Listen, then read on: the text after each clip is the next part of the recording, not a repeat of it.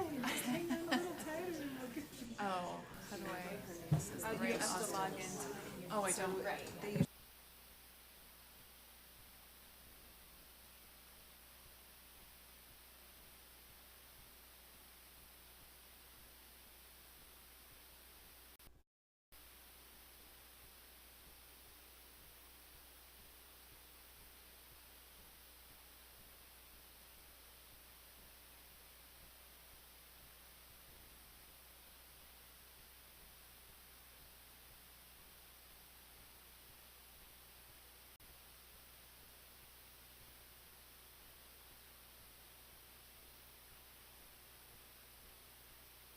Month or two.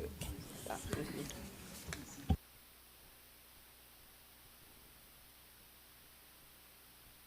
That's good. Hi, welcome to Law and Licensing Committee. My name is Elisa Ellis. I am the chair of this committee. I'm a board member that represents District 12. I'm going to have everyone just go around and introduce ourselves, and then anyone in the audience that wants to introduce yourselves. I don't want anyone that doesn't feel like they want to have to, but I'm going to go to the left. Yeah, great. Good morning, everyone. My name is Angie Stallings. I'm the Deputy Superintendent of Policy for the State Board of Education and staff to Law and Licensing. Yeah. I'm Kathy Helgeson. I'm the committee secretary. Yes. Brittany Cummins, board member. Jenny Earl, board member, District 1. Cindy Davis, board member, District 9. Okay, is there anyone in the public that wants to introduce themselves and tell us what you're here to talk about? Okay. Oh, yes, go ahead. This is my first time here. My name is Todd Zenger. I'm from the Utah School Board Association Board of Directors. I've been asked to visit this committee. Hope to see you throughout the year. I represent Granite School District on the Utah School Board Association. I'm anxious to get to know you and both of you. Thank you very much. Oh, thanks for coming today. Yes. Cindy Phillips, I'm the director of the Waiver School Discovery, but I'm here on behalf of the USSA group. Okay. And have a statement from myself, but also from Terry Shoemaker related to licensing. Okay, perfect. Thank you. Anyone else? Yes? I'm Debbie Llewellyn with the Utah Association of Charter Schools. Great, thank you. Oh, yes, please. In case you don't know, Tracy Watson, Utah Education Association. I'm just here for fun. Thank you. Anyone else? Yes. Just walked in. Brad AC, President AFT Utah. Perfect. Thank you. I don't see any other hands raised. We have a public comment sign-up sheet if you know that there's a particular agenda item that you would like to speak to. Do you know where that is? I think it might be in the hall. We'll just pass it around. If you want to, if you didn't sign up for public comment and want to, as we open up public comment, you can raise your hand and the chair may recognize you. I can't guarantee depending on our time, but the goal is to allow as much public input as we can. It's just not always possible, so I'm not promising, but I'll do our best. Okay, so committee, we're going to go ahead and start item 1.1. Oh, sorry, I'm on the wrong committee.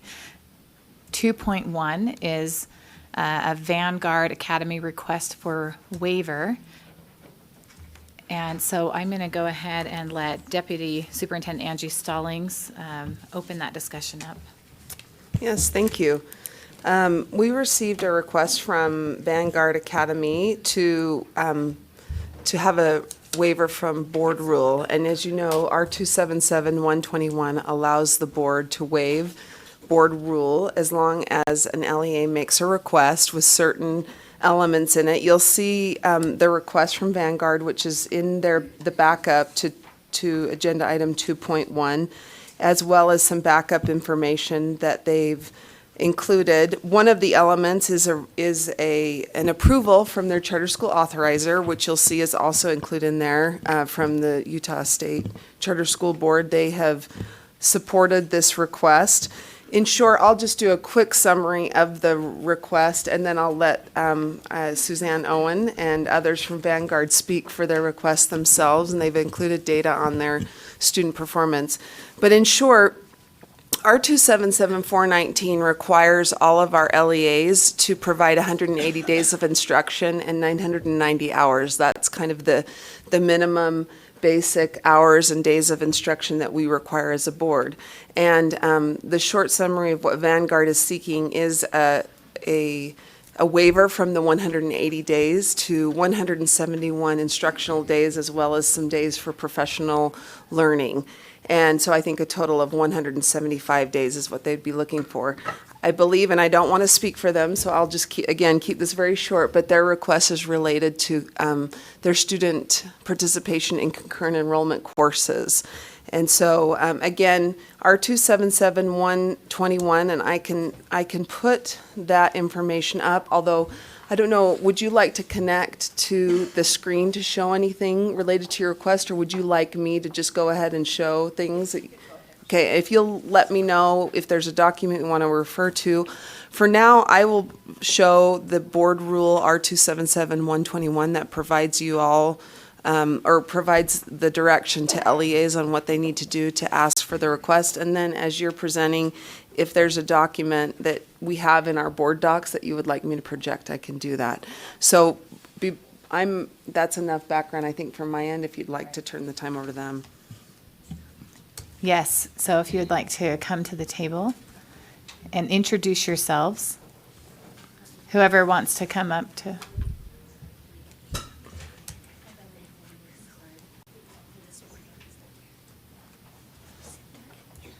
Yes, and so there's a speak button on the microphone.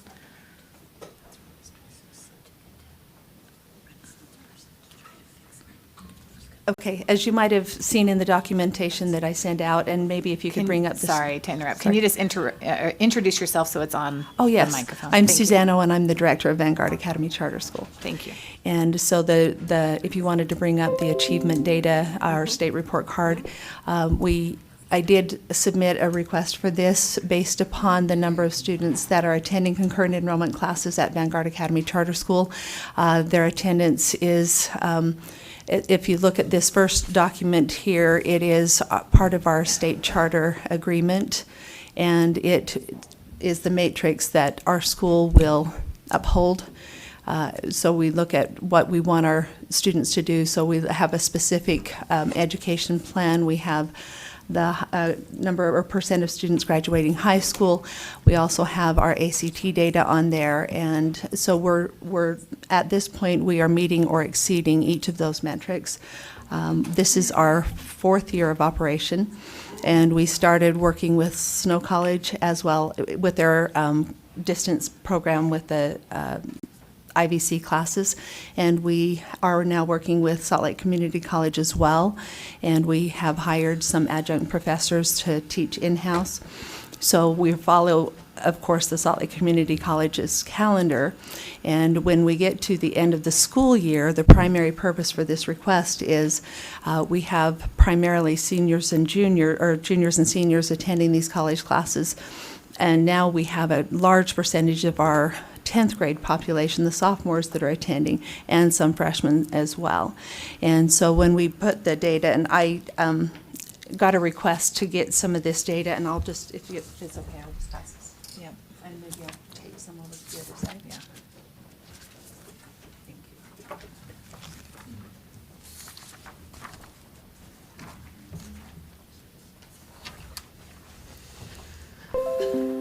you. So from our assessment data and the state report card, we are performing at a high level or exemplary level on all areas.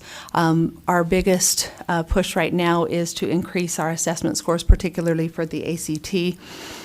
We feel like after we just took the ACT that things went very well. Our assessment director really guided that thing through really well, and our kids felt very comfortable with the test, and so we're anxiously awaiting the results of this year's test data. The document I just gave to you It shows our trends over time in our concurrent enrollment participation. And so you'll notice that this year, in our entire high school population, we have 65% of our students who are attending one or more college classes. And so when we get to the end of the school year, as I mentioned, the Salt Lake Community College year comes to, or semester comes to an end, and we have an additional 2 weeks of instructional time that we're trying to figure out how to best use the students' time, how to help them to be productive. Some of them like to go out and to the job market, but these classes are held at certain times of the day. So you might have some kids that have a class first period, some that have classes fourth period, some that have 2 classes, some that have 1, some that have 3. And so just trying to figure out how to best utilize their time and make it more productive and help them even go out into the community for the summer jobs and such, then we felt like it would be a far better use of their time if we could complete the instructional process. We would still maintain more than 990 hours of instruction with the schedule that we have put together, the Bell schedule we currently run by. The calculations, if we put the year together, would be that it would exceed 1,000 hours. It would be 1,024 hours with the current Bell schedule that we would be using. Thank you. Do you have any additional information you want to give us, or I'll open it up for? I think that's probably it. Okay. Do any of the committee members have any questions? Board Member Cummins? So are all the teachers that you have that are teaching concurrent enrollment courses either adjunct professors from SLIC, or they're coming in via the online program? Sorry, what was that called? The IVC? IVC, yeah. Interactive video conferencing, yep. yes. We don't. We do have some of our current staff members, they're full-time staff members who have the master's degree in qualifications and have been approved by Salt Lake Community College, so they are teaching through them. Can I ask a Sorry. follow-up? So Yes. what percentage of your teachers are adjunct and IVC, and what percentage of them are your own teachers in-house? Sorry, I didn't put that data together, but we have currently, in fact, Heidi, could I refer to you? Heidi Foster is our concurrent enrollment specialist at Vanguard, and maybe she can address that a little bit better. Yeah, so hit speak. Speak button. Okay, so good morning. I'm Heidi Foster. I'm the Concurrent Enrollment Coordinator at Vanguard Academy, and I quickly began making tick marks when you asked that question, so I can give you some rough estimates without actual percentages, but we have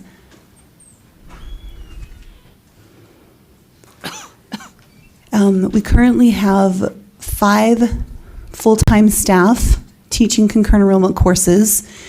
We have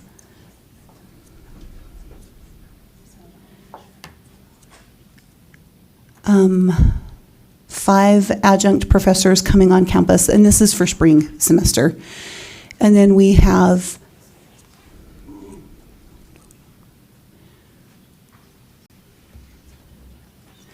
9 IVC courses.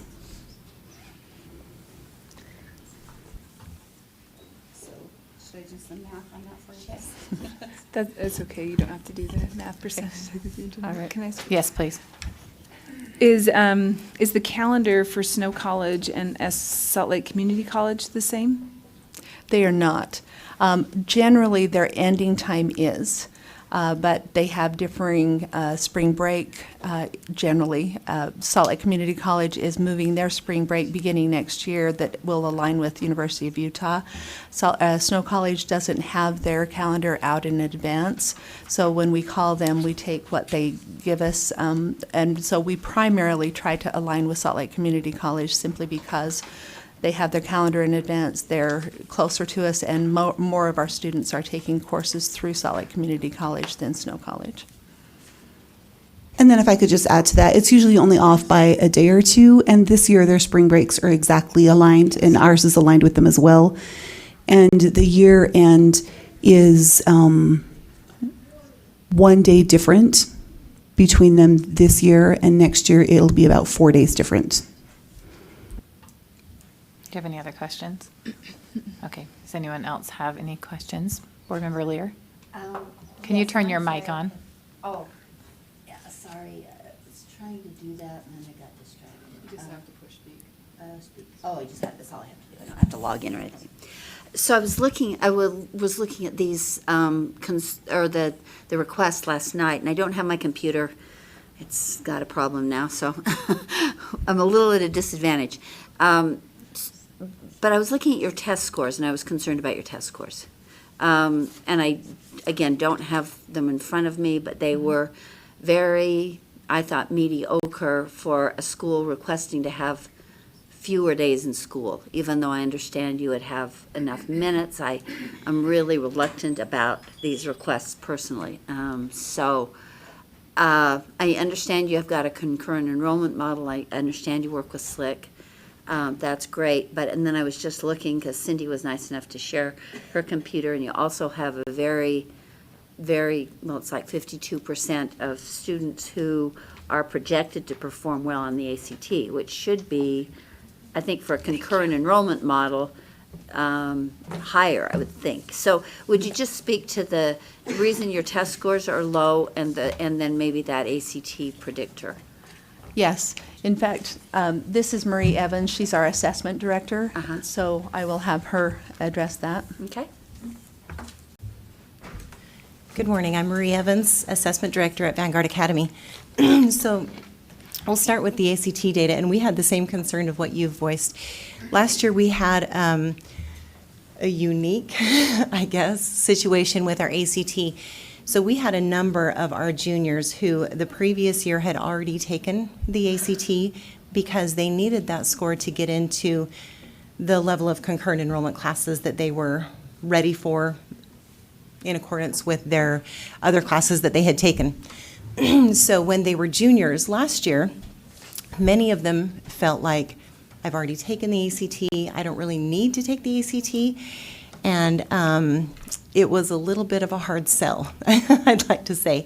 This year, it was a much different experience and environment, and the kids were a lot better prepared and a lot more excited for the push, and our teachers did a really good job at helping them, the ones that had already taken it, to be excited to kind of beat their last score and to get high enough to qualify for other scholarships. Thank you. Scholarships and things that they could apply for as well. And then as far as our other testing data, we've had 2 years in a row where our growth was at the high end of the state, and we got exemplary on our report card this year, which is the first year that we've had that report card because, like Suzanne mentioned, this is our 4th year in operation. But your test scores were pretty, if that's okay, if I can continue. Your test scores were, and again, don't have them in front of me, but my recollection from last night, your test scores were pretty, and I cannot even begin to see that. Oh, I have this right here. I have this right there.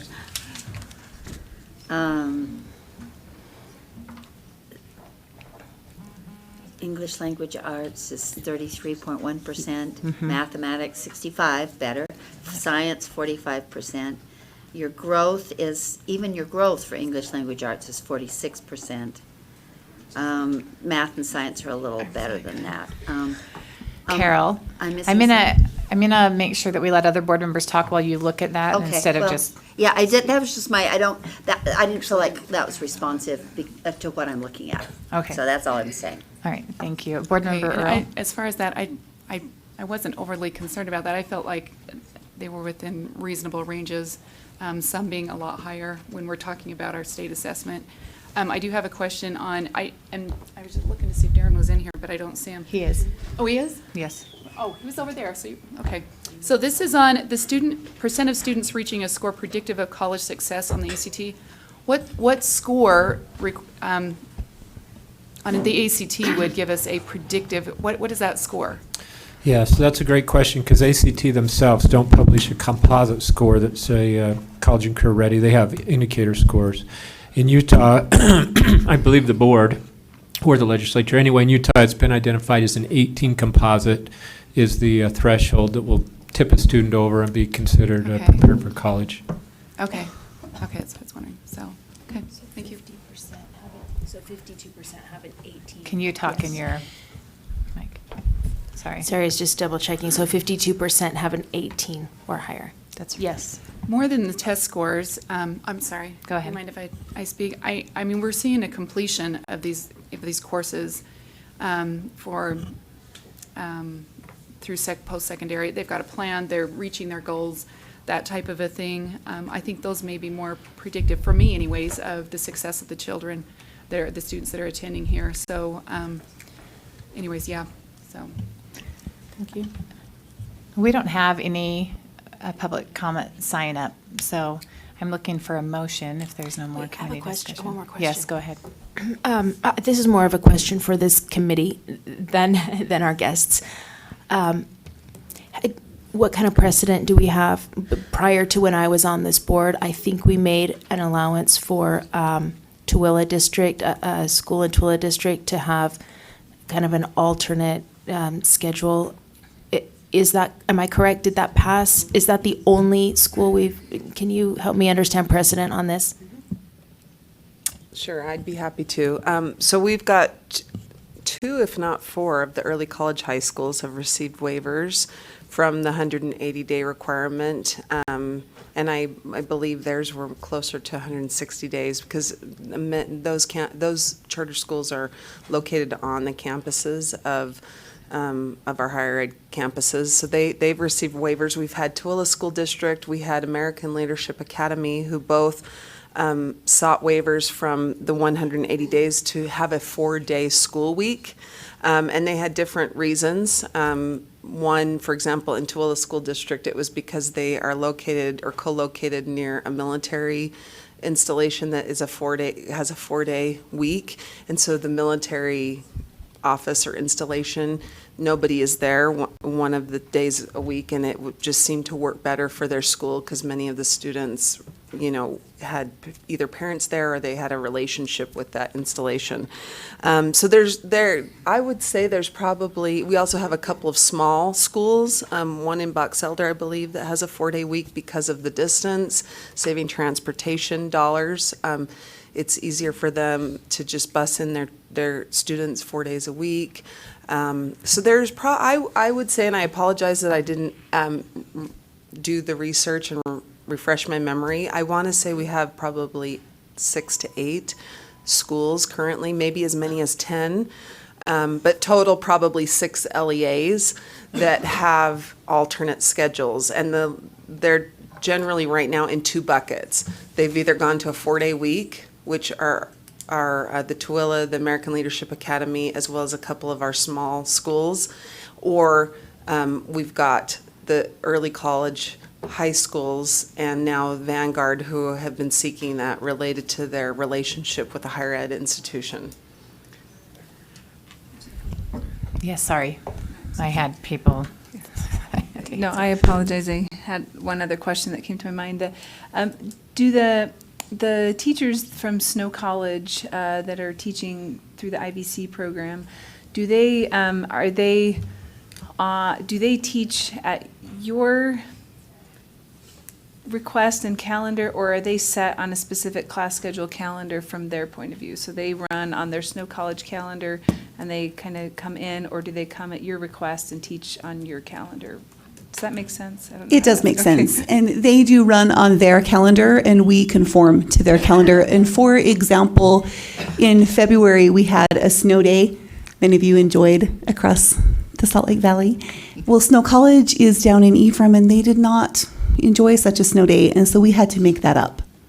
Our students were all in a panic of how do we get to our class because it's still being held, and so we had to help them make that up. Board Member Earl? Unless Board Member Davis, was your light on waiting? think No, I Board didn't Member see her, was. sorry. That's mine. Board Member Lear.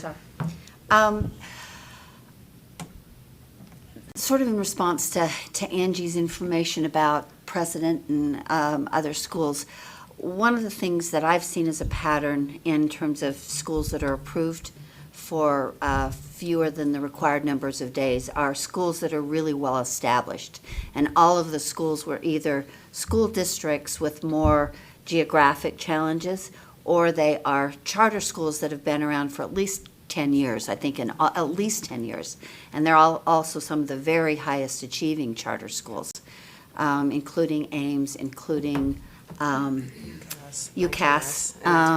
And they presented very strong data to show that this would, that their students were excelling. And I admit to being sort of old-fashioned, and I'm a little conflicted because I'm sort of old-fashioned, and I think more school is a good thing. I think having students in school, in classes, learning from each other is a positive thing.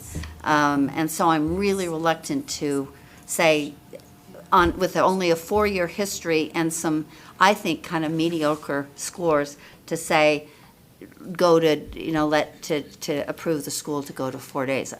So that's one side of me. The other side of me is saying, I know that charter schools are, I like to give you as much autonomy as possible and make decisions for your students. But right now, I would rather see another year or two of what you say is an upward trend before I'm willing to say less school is a good thing for your students. So, and I don't need to hear from Jennifer if you're doing this, I'm not asking a question, I'm just saying that's my opinion. No, she's just raising her hand as. Oh.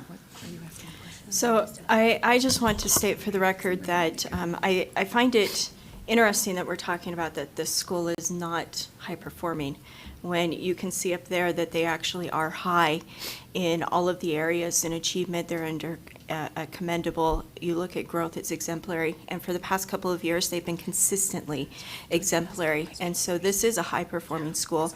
The part of the school's charter is somewhat similar to the early college high schools. Now, that's a very specific designation that other schools can't get that designation. But Vanguard Academy does have a very college prep focus. And so what this would enable them to do is to do their charter, to focus on that higher education focus, and be able to allow their students to align with the colleges that they're doing. I think that it's not going to be taken away from the hours that at all. They are quite a bit over the 990. And we're not talking about a large amount of days. They're not going to a 4-day week. We're talking, 4 days? 5 days. So this is why the State Charter School Board recommended this waiver. We find that this is a good performing school. It matches their mission, and it would allow them to do what they are seeking to do. So thank you. Thank you. Committee members, we have a lot on our agenda today, and there's going to be discussion after a motion's made, and so let's just try to get things concise if we can. Were you not done, Carol? I'm done. Okay. I was going to call a question, but then I saw that. Oh, yeah, no, there's a couple more people that had questions, but Board Member Davis. Oh, just a question. Do Yeah. we gather data, or how do we know for the other schools that have had something like this granted, have they held steady? Has it impacted them in any way negatively or positively, or what do we know about that? Angie? Well, both, so UCAS and Itinerus were granted waivers, and they've both been granted within the last year, so I don't know that we have any data to show at this point, unless Jennifer knows of anything, but I think that it was just within the last year that both of those were granted. Is that your only question?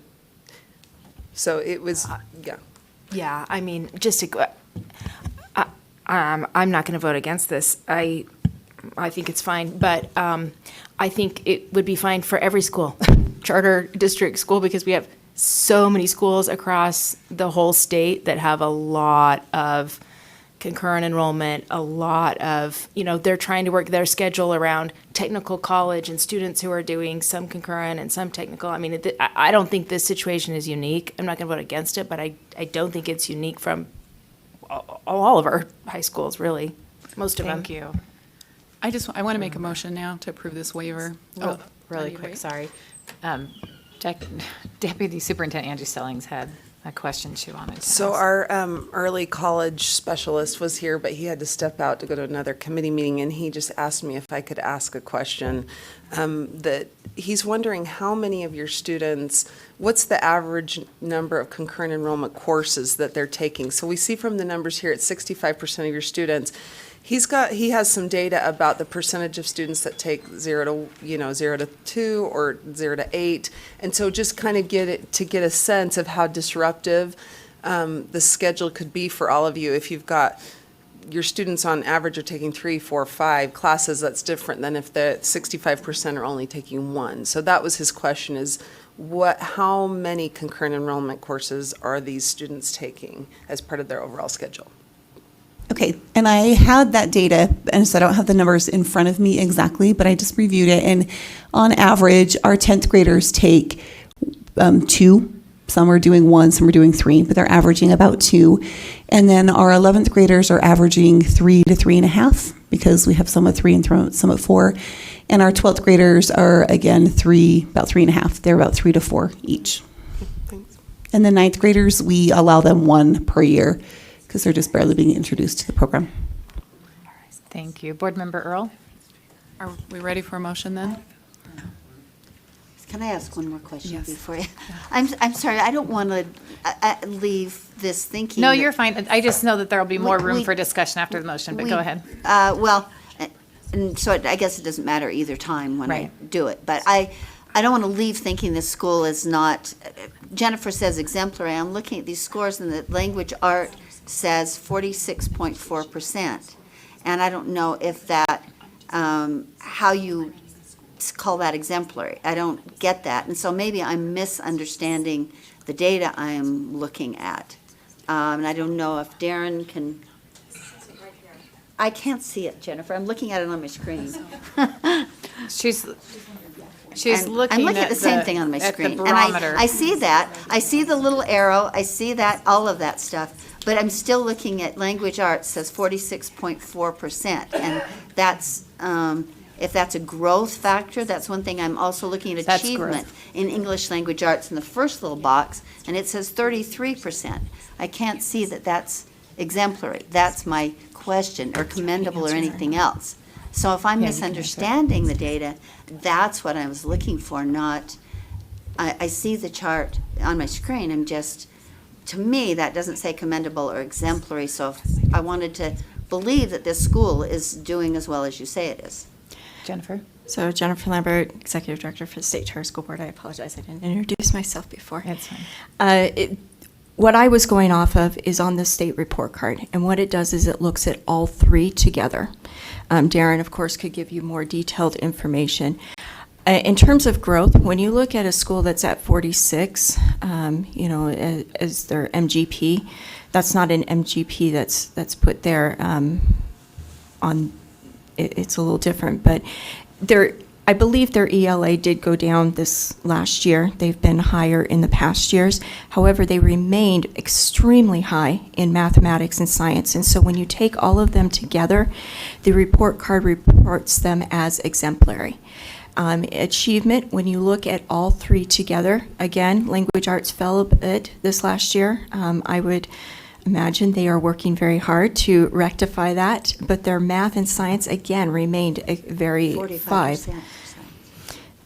And so they received a commendable for that. So again, you're not talking about a low-performing school. Thank you. Thank you. Thanks for letting me interrupt. Yeah, that's I all right. appreciate that. Board Member Earl? You ready for a motion then? Okay, I move that we pass this waiver to the board. Is that the motion I make? With, I move that we with accept- either favorable Oh, or- with a favorable recommendation. So the motion on the table, did you want to add No, to no, it? no, no.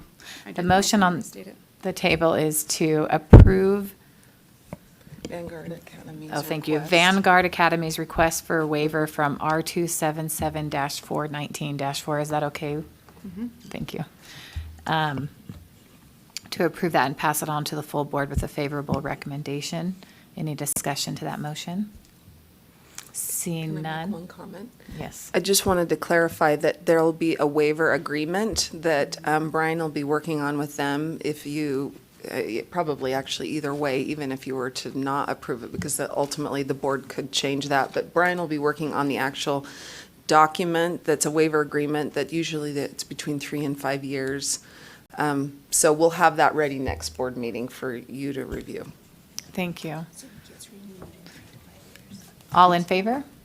You asked for discussion first. Oh, didn't sorry, I you? didn't see your light. Raise your hand, I because don't it's know hard what to I see can those do. Should red. I stick it up Well, like that? raise your hand instead. Okay, I mean, you I can will. turn the light on, but I don't.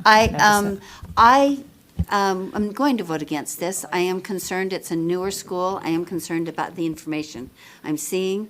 And again, I do have that notion that being in school is a very healthy thing, especially until there's a real definite trend of very high performance. I think the fallback should be that. But I would like to, and I don't know if this is in addition to the motion, and I will actually give myself some prompt. I would like to review this in a year and see what their scores are. They're telling me the trend is upward, then I would like to see in a year, not 3 years, what the trend is, so that we. At least 2, if you're going to do that. That's really hard in 1 year. Well, we would see what You'd they're need to doing make this an year. amendment to the motion to add that. Go ahead. So, actually, by board rule, they are supposed to come and report annually, and we Okay. should probably schedule that for all of our schools who've received board waiver. There you go. It's built in. waivers. So it is a requirement That of they will be R27. reviewed in a year? Mm-hmm. And do you routinely then bring them back, put them on our agenda? Angie? We can, yes, so here it is. And if you look at R277121-4, an LEA that receives a waiver from board rule for more than 1 year, which historically or traditionally we've Nobody wants entered it for into a 3 year. to 5 years, and they are supposed to come back and review with us or annually report their student achievement data that supports continuation of the waiver. Right. And then also including any cost effectiveness, if any, related to that. And based on that annual report, if there were something concerning, you could repeal or, pull their waiver. Yeah, I'll just rely on that provision and then trust that the staff will put those on our agenda, because I do have I have concerns about all schools that go to fewer days. I think school is a good thing to be in, literally in, not just virtually in. And I would like to see those on a regular basis. So thank you for letting me say that. Thank you. Did you? I just want to speak to it. I just think hours versus days. I mean, I'm not probably in the same agreement that, 180 days equals great education. I think the quality of what you're doing, how you're performing, and I'm not just talking on test scores. Sometimes we only look at one element, but the commitment of the children and the movement forward in education. So I'm just speaking to this. I just think this is a good direction to go. Thank you. Seeing no other comments, we'll go ahead and vote. Let me restate the motion. The motion on the table is to approve Vanguard Academy's request for waiver from R277-419-4 and move it to the full board with a favorable recommendation. All in favor? Aye. Any opposed? No. Thank you. That motion carries. Thank you. Appreciate it. We'll move on to item 2.2. This is R277-417, prohibiting LEAs and third-party providers from offering incentives or disbursements for enrollment or participation. This is just an amendment, and I'll turn the time over to Angie. Great, thank you. You'll remember that we've been working on R277-417 since about June of last year, and that last month we approved, or this committee approved, the passage of R277-115, which took Section 4 essentially of this rule and made it into its own rule. So because we took Section 4 and put it into 115, now we're bringing 417 to you to technically comply with what we did, eliminate Section 4, and it makes a couple of technical changes. It includes the definition of educational good or service on lines 28 and 29, and then amends third-party provider just technically to state means a third party who provides an educational good or service on behalf of an LEA. So that's it. Any questions? No? Board Member Lear? I have several questions. I'm looking at, and we all did this late last night, so if some of this is disconnected, I apologize, and I think everybody's in the same boat, as you pointed out in the earlier meeting. We were all up till 3 in the morning, so we're in good company.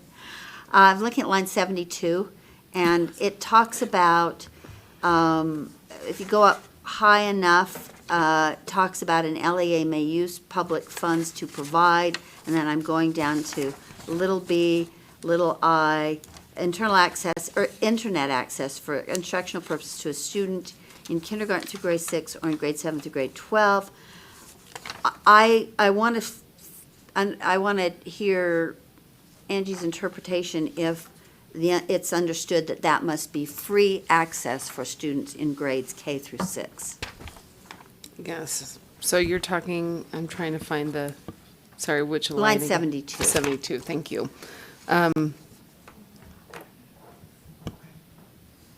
Yes, I mean, it's not, Does it need to be more explicitly stated? Do you feel like that is clearly enough stated that that internet access shall be free? No cost to children in grades K through 6? well, I would say that they're still subject to R277407 and sections of the code which require it to be free, so I would say yes. So this Okay. is clarifying that the LEA may use public funds Right. for internet access, I guess, to essentially pay for students to have that internet access at home. I'm trying to remember why this there is seemed like some- an issue back in the day, because now it seems pretty, I think it's because we've been so Common. exhaustively talking about the fee waiver kind of concepts. But Mm-hmm. it was, the reason I'm asking is because under 2 little I on line 73, it says that the internet access is provided in accordance with the fee waiver policy requirements. So it refers then to fee waivers for secondary school students, which would be appropriate. But I just want to make it sure that it's understood that it would be free.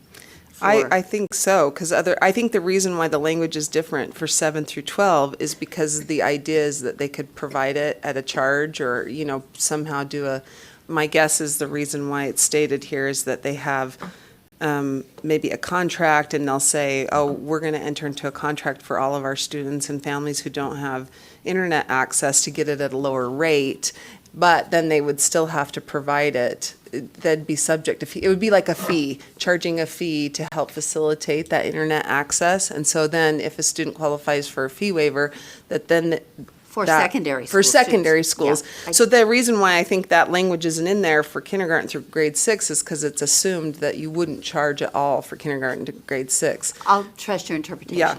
And then, can I follow up on that? On line 76, it talks about so they're going to provide it under fee waivers, or they're even being more expansive and more generous and saying, or if the failure to have internet access would cause economic hardship on the student or parent, as determined by, it sounds like, I just feel like that is sort of a very vague language that doesn't give me much comfort, and if the intent is that this would be provided to anyone who asked for it, it should be stated that way. Go ahead and come up and introduce yourself. Our AG has response. Michelle Buse, Assistant Attorney General. The purpose of this rule is not to protect the students' rights. It's to say what's allowable for public funds to be used. Right. And so I think the considerations of making sure that a student's rights are protected would fall back on the fee waiver rule. This one simply says it is allowable for an LEA to use public funds to pay the child's the family's internet bill. Okay. Yeah, So that's important. all this rule is talking about, Correct. is what is an LEA allowed to do with funds? Yes, it is legal for them to do this. And so you're saying that you feel like economic hardship is specific enough to I cover? do. I think Okay. that you would fall back on the fee waiver. It's not because it's my Rule. brother-in-law, but it's because the person Correct. has some standard of living that. Correct. Or some income that would qualify. And the fee waiver bill and rule also give leeway to an administrator to grant fee waivers for other hardships. Sure. So it mirrors what that You language feel like is. that. Okay, that makes me feel better. I felt like it was pretty Thank you. general, but I think that's a good reminder about the purpose of this. And I had one more Go ahead. question. And maybe Michelle has sort of addressed this too.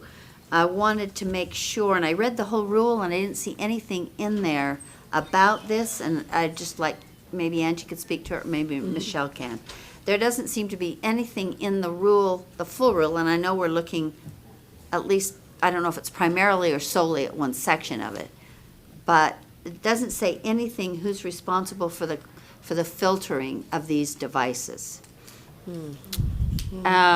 So I wanted to make sure that the provider had the burden to make sure they were all connectable or connected. Clearly had connection problems this morning, so I am not an expert, but I want to make sure that the provider has full responsibility for that extensive filtering. It's in state law.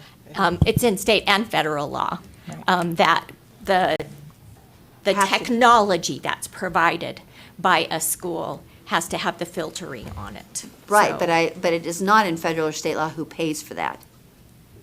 it's presumed that it would be paid for by the public entity because they have the responsibility To do to it. install the filtering software Even under if the state and federal provider law. introduces complications or. Well, school districts provide with, or contract with like Comcast Yeah. to provide it. And then the filtering devices are not put in at the Comcast location. Right. The filtering software Right, at is school. in the actual computer, Right. iPad, or in the school's internet service that is provided through the Wi-Fi in their location. So I just wanted to, and I admit to not being an expert in this, but I wanted to make sure that that if there are, should there be filtering issues, that it is the responsibility of the provider to make sure that though the school has the filtering system, if they're bringing new devices or Into a bringing home. into the, going back and forth, I don't know what it might entail, but it should be the provider's responsibility to make sure it's compatible and covered by what the school provides, not the school's responsibility. I don't know the answer to that. When the internet is provided in the home, I have to say to you that I'm not sure where the filtering law applies when a parent says, I'm okay with internet coming into my home and your school is paying for it because we're eligible for fee waivers or can't pay for it ourselves. I honestly don't know the answer to how that law applies when the school is paying the third-party provider to provide it to a parent's home. And that's my concern. Okay. I feel like there are certainly some privacy, freedom of expression provisions that could apply to the family, but when it's a school-provided device and the internet is provided. The device is installed. And So I know that on the device, the it's school gonna is have- required to have the filtering software on the device. That's what it Right. looks like. But what I don't know is If that the extends service, whether the the service. service coming into the home Is is, I would that have to look s- into. Is that something that is worth exploring before we approve this? I Well, that's just- already approved. So this rule, that part's not underlined, so that's already current rule. Right, and I'm just saying, maybe it should be clarified as long as we've got the rule in front of us. I'm happy to look for it before it comes to the full board. Okay.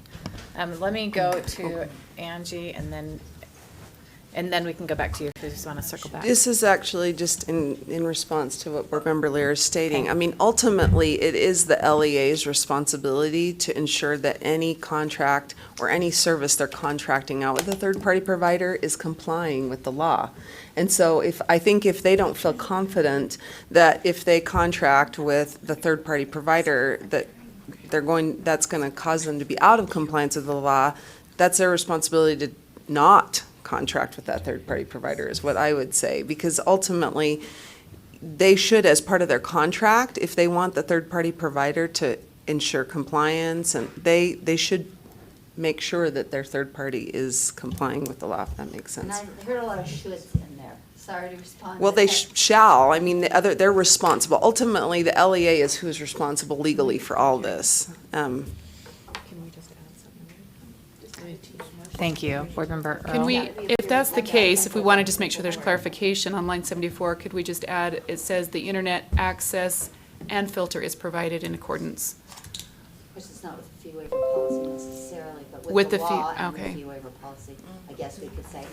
I'm fine about having Michelle, I don't want it to be a big research project, but just find some information that assures me, I'm concerned about the cost burden.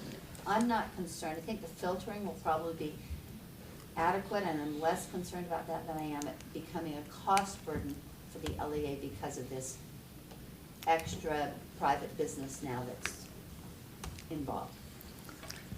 Thank you. Board Member Cummins? So when Angie was just speaking, she was talking about contracting with third-party providers. However, would they be contracting with anyone in this? Because this is just talking about what Michelle pointed out earlier. This is allowing LEA to use public funds to provide something, but this doesn't fall under the section that's talking about third-party providers and the requirements. This is just, you can provide internet access. And so there may not be a contract with the LEA and the internet service provider because they're just paying or they're dispersing funds basically to a family for this. And so there's no contract, right? Sorry, I had Board Member Earl, unless you need to respond to that Well, first. I wanted to respond to that. Okay. In that, I understand that. You have to have your mic on, please. I understand that. I understand this is a separate or a piece of this full rule that's before us. But as long as the rule is before us, I feel like we need to make sure that this is addressed, that the concern is addressed. And I would ask that in this, before this comes to the board, I'm not going to vote against it just for this, but I would like assurance that the rule addresses, A, the cost, and make sure that is not an additional burden for the LEA, who's working with these third-party providers.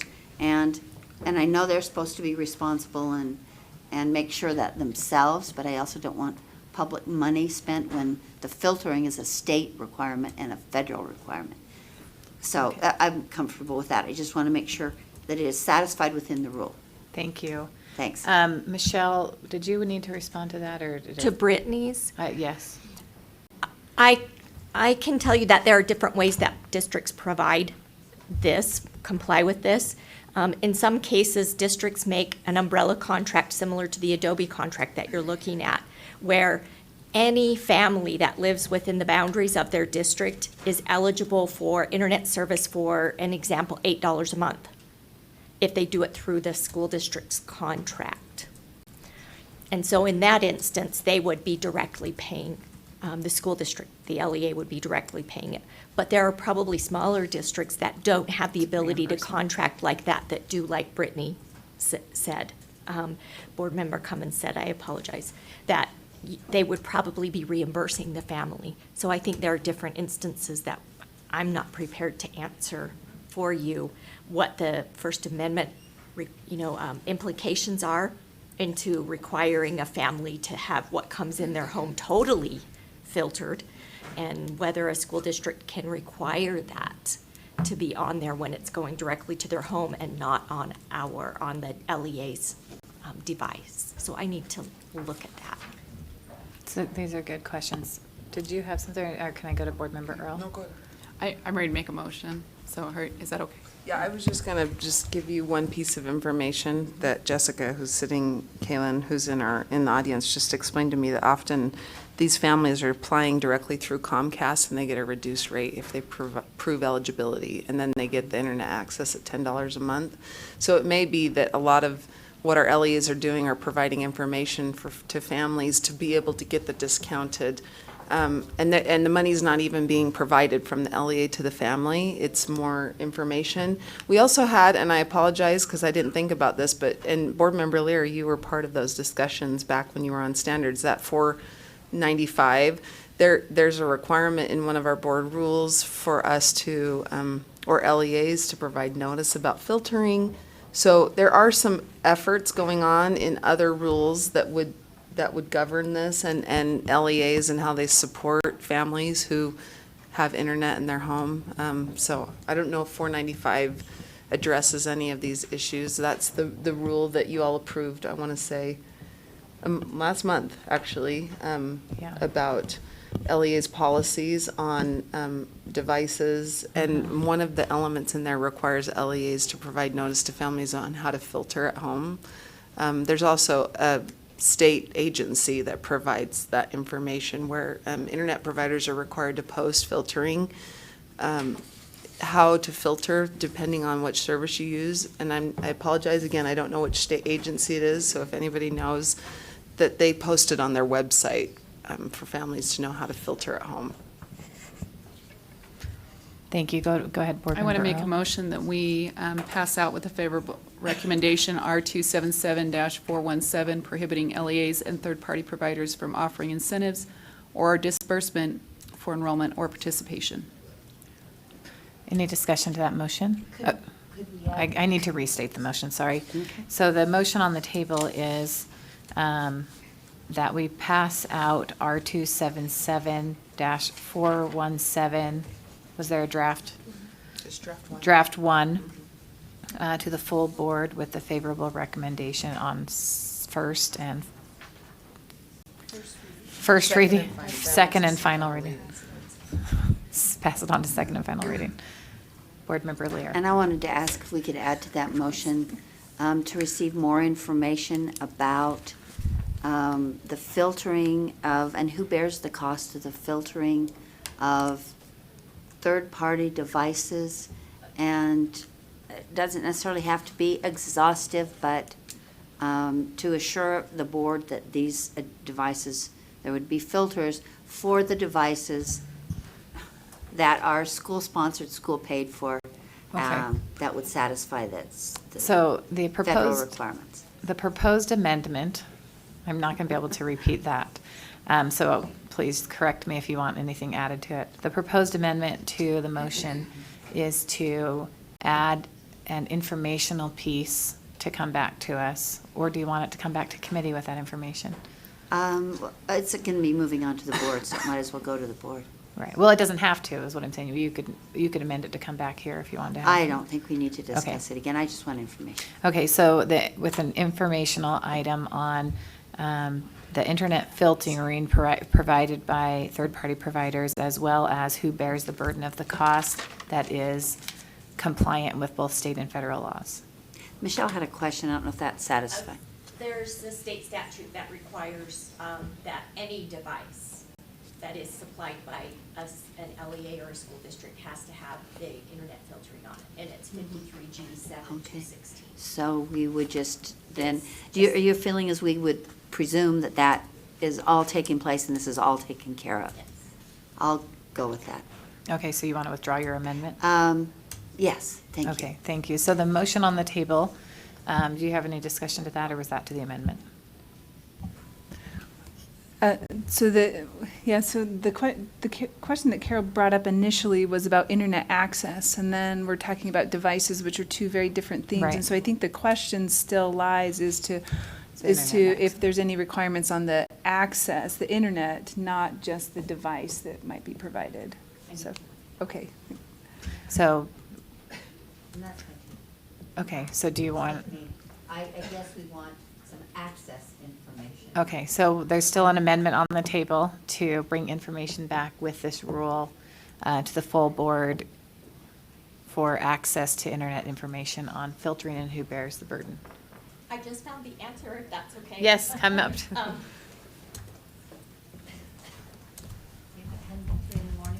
I just found the answer in 7610-1231. It says, upon request by a consumer, a service provider, a data service provider, shall filter content to prevent the transmission and that when the individual consumer subscribes in a manner that is conspicuous to the consumer, the service provider is required to notify the consumer that they may request it be filtered. So the cost would not be on the LEA, it would be on the internet service provider. Good, that's what I. Does that help? I didn't know that. Will you but- give this the number again? Just give that Yes, code number. 76-10-1231. Thank you. Board member comments? So this is new bit of statute, I think, isn't it? Because I know my internet service Last provider year. just recently, last year, provided this information. Yes, May 8th. And so would, because this is between the internet service provider and the consumer, thank you. So it would often be in those circumstances where it's not the LEA with the contract, but it's the individual family contracting, they would know that they have the ability to request this filtering, or would there be any burden on the LEA to remind them that you should request for your filter to be on while your kids are accessing the internet for school purposes? That's something that you certainly could add as a committee and require that the LEA inform the parent that they have the right to do that. That's up to you as a committee. Okay. Board member Lear, In I know response Andrew's to looking that- something up. In response to that, I'm still having a hard time kind of getting around this tri-party agreement, but would it be more appropriate for the provider, the provider and the third-party provider to notify the parents instead of putting that burden on the LEA? They have to. They're required by the statute that I just By read to you. the third-party provider Yes. has to provide the notice? Yes, and it's specifically stated that they have to notify them in a conspicuous manner. Okay, so I don't think Right, we that's need why to it then popped have up the on the LEA screen. notify them also if the provider. We did that in Fortnite. Go ahead, Angie. You actually passed a rule last month that already requires LEAs to provide notice, an annual notice to all parents. I've got it projected there. It's in 495, Section 7. An annual notice to all parents of the location of information for in-home network filtering options is provided in 76-10-1231. Oh, my goodness. It all comes round. I know.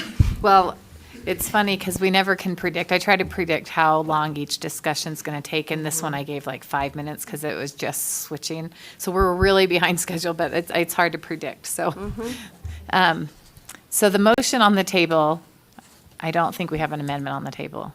The motion on the table is that we approve with a favorable recommendation R277-417.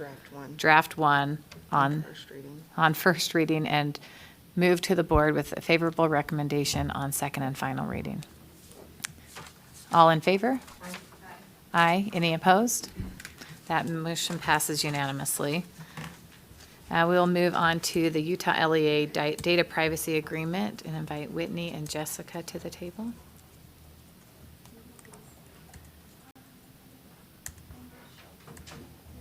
You made them, put them up.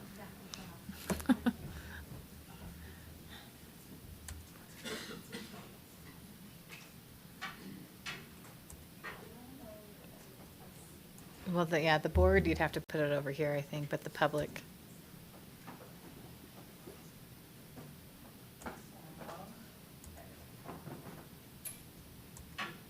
We'll turn it the other way.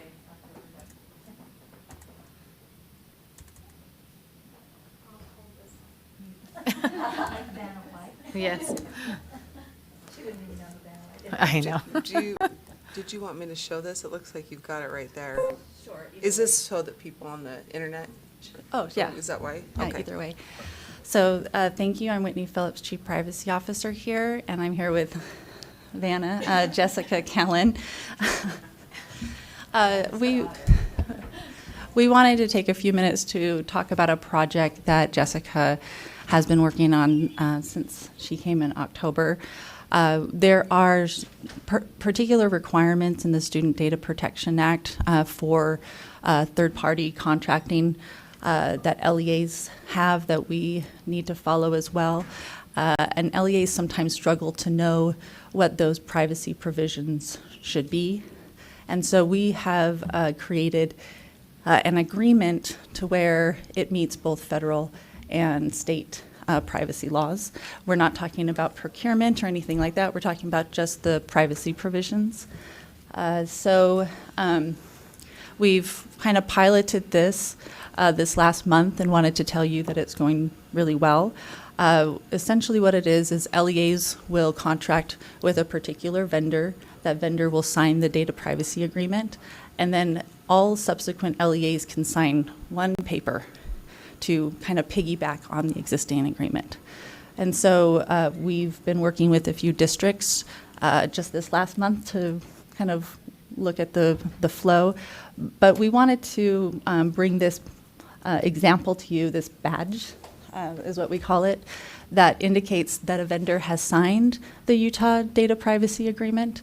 And you can see we're using some of the state board logo in it. So we wanted to know if this was okay. Okay. So the logo is up on the screen, and then the charts, I don't know, did Jessica need to say it, or the charts go through the steps? Does anyone have any questions for them? Okay, hold on. I think Board Member Davis was raising her hand, sort of, but I'm not sure. Okay, Board Member Lear. Questions first. I was just going to make the comment. Okay, Board Member Lear.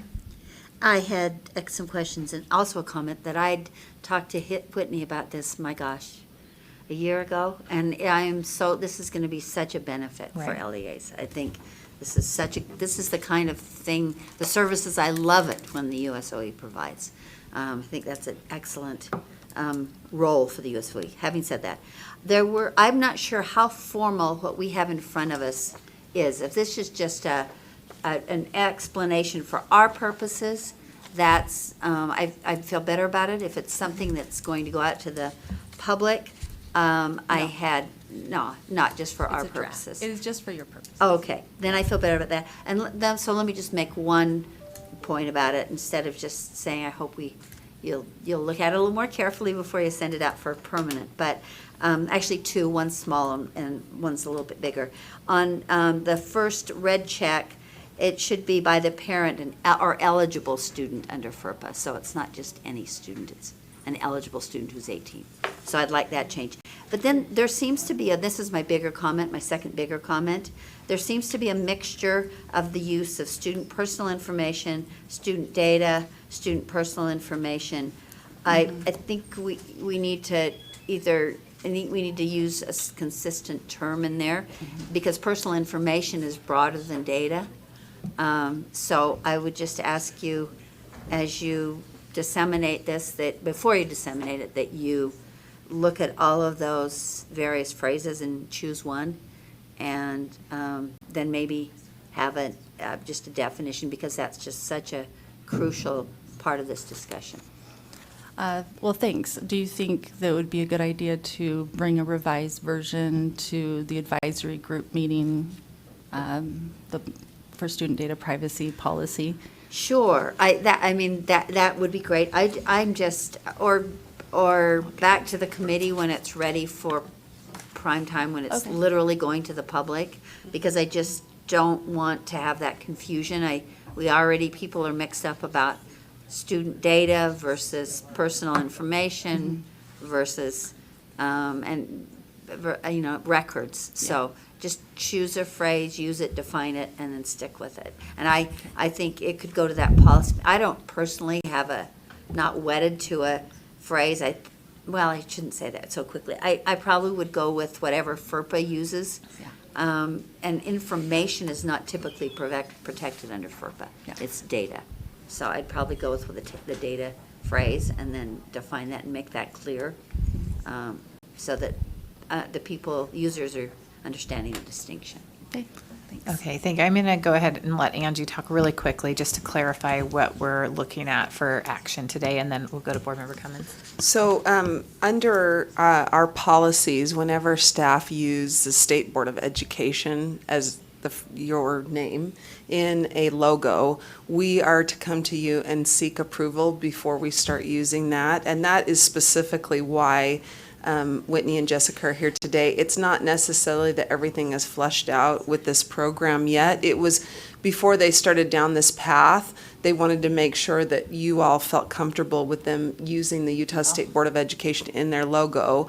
And part of the reason why we, as a superintendency, encourage using the State Board of Education in there versus, you know, a student data privacy section or something is so that people in the public will then associate the great work that they're doing with you all. We've had times when there's certain logos that maybe our sections use, and it doesn't necessarily, it's not intuitive that the CTE section or whatever, or the student data privacy section is actually part of the State Board of Education. So it's kind of a combination, wanted to make sure you feel comfortable and know about their work, but they are still working through a lot of this and will be presenting more to you later. Today specifically was just to introduce you all to the badge itself, the logo, and make sure you felt comfortable with us starting to use that moving forward. So hopefully that clarifies. Certainly you can still have input on it, but. To that, after these folks, I have a comment that Okay, thank you. speaks to that too. Okay, Board Member Cummins? Just a quick question. So if a vendor wants to receive this badge, do they just speak to the data privacy section and sign, and then they become badged? Or is it something that they have to have several LEAs in their pocket? How do they receive the badge? So the badge indicates that they have signed with an LEA, a single LEA, and that they've also signed what we call Exhibit E in the agreement. And Exhibit E is when LEAs can piggyback onto the agreement with just that one Exhibit E piece of paper, so that they're showing that we have signed this agreement with one, we can sign it with any. Okay, so it's not independent communication between, sorry, can I follow up? No, go ahead. It's not independent communication between the vendor and State Board of Education, but we just facilitate that, oh, look, this LEA is signed with this vendor, you two can just sign this, and the vendor's ready to go. Exactly. Okay. We're kind of helping them through the process. Okay, thank you. Thank you, Board Member, I don't know who was first here. Board Member Davis? I just hear people now and then say, maybe we don't need the State Board of Ed or the State Office of Education. Let's just split out to a bunch of schools. And so often I'll say that a lot of folks who really use like our literacy specialists and things like that are our rural districts and our charters. But then I hear districts say, especially in this arena, this is such a service because we would be paying all of these schools to recreate this wheel. So, and I think this is more thorough. It funnels everything into, instead of having, 145 different people out there trying to make up their own data privacy rules, but we can be more thorough from here. So, I'd like to move that we approve the Utah LEA data privacy agreement with the logo and recommend it to the board for, what is it, first and second and final reading? No readings necessary. No, this is Because just a this isn't a badge. rule, you just approve it and then the board would approve it. Okay. So no readings necessary. I move that we just move it to the board with a favorable.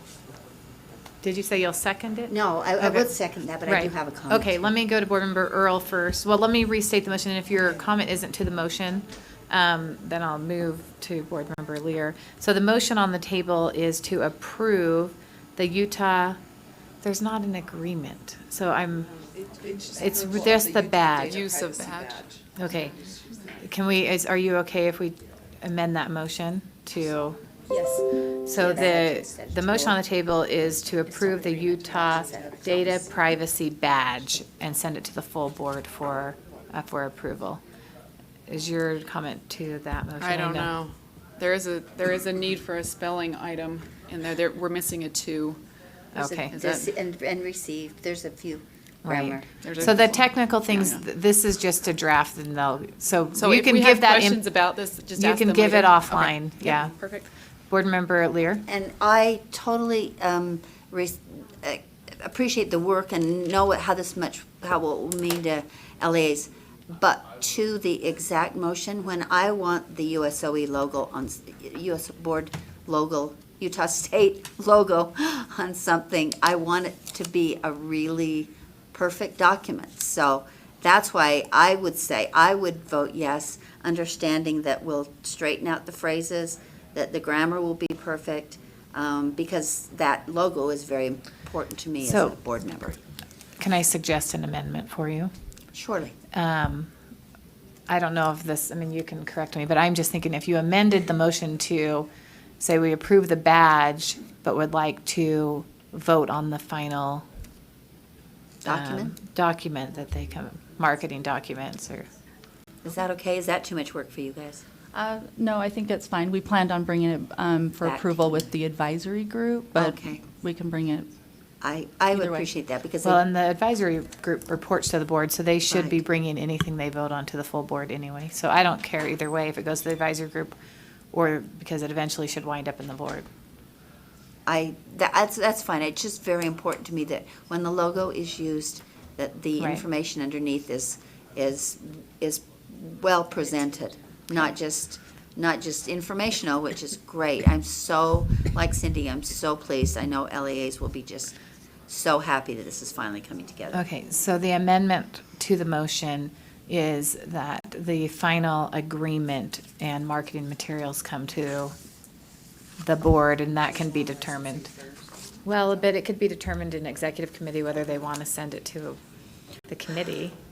I mean, could we do that in executive committee, Brittany?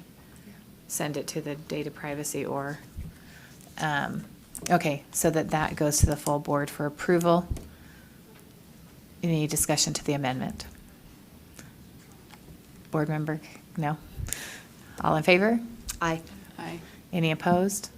Okay, that amendment passes. So the amended motion to the board is to approve the Utah Data Privacy Badge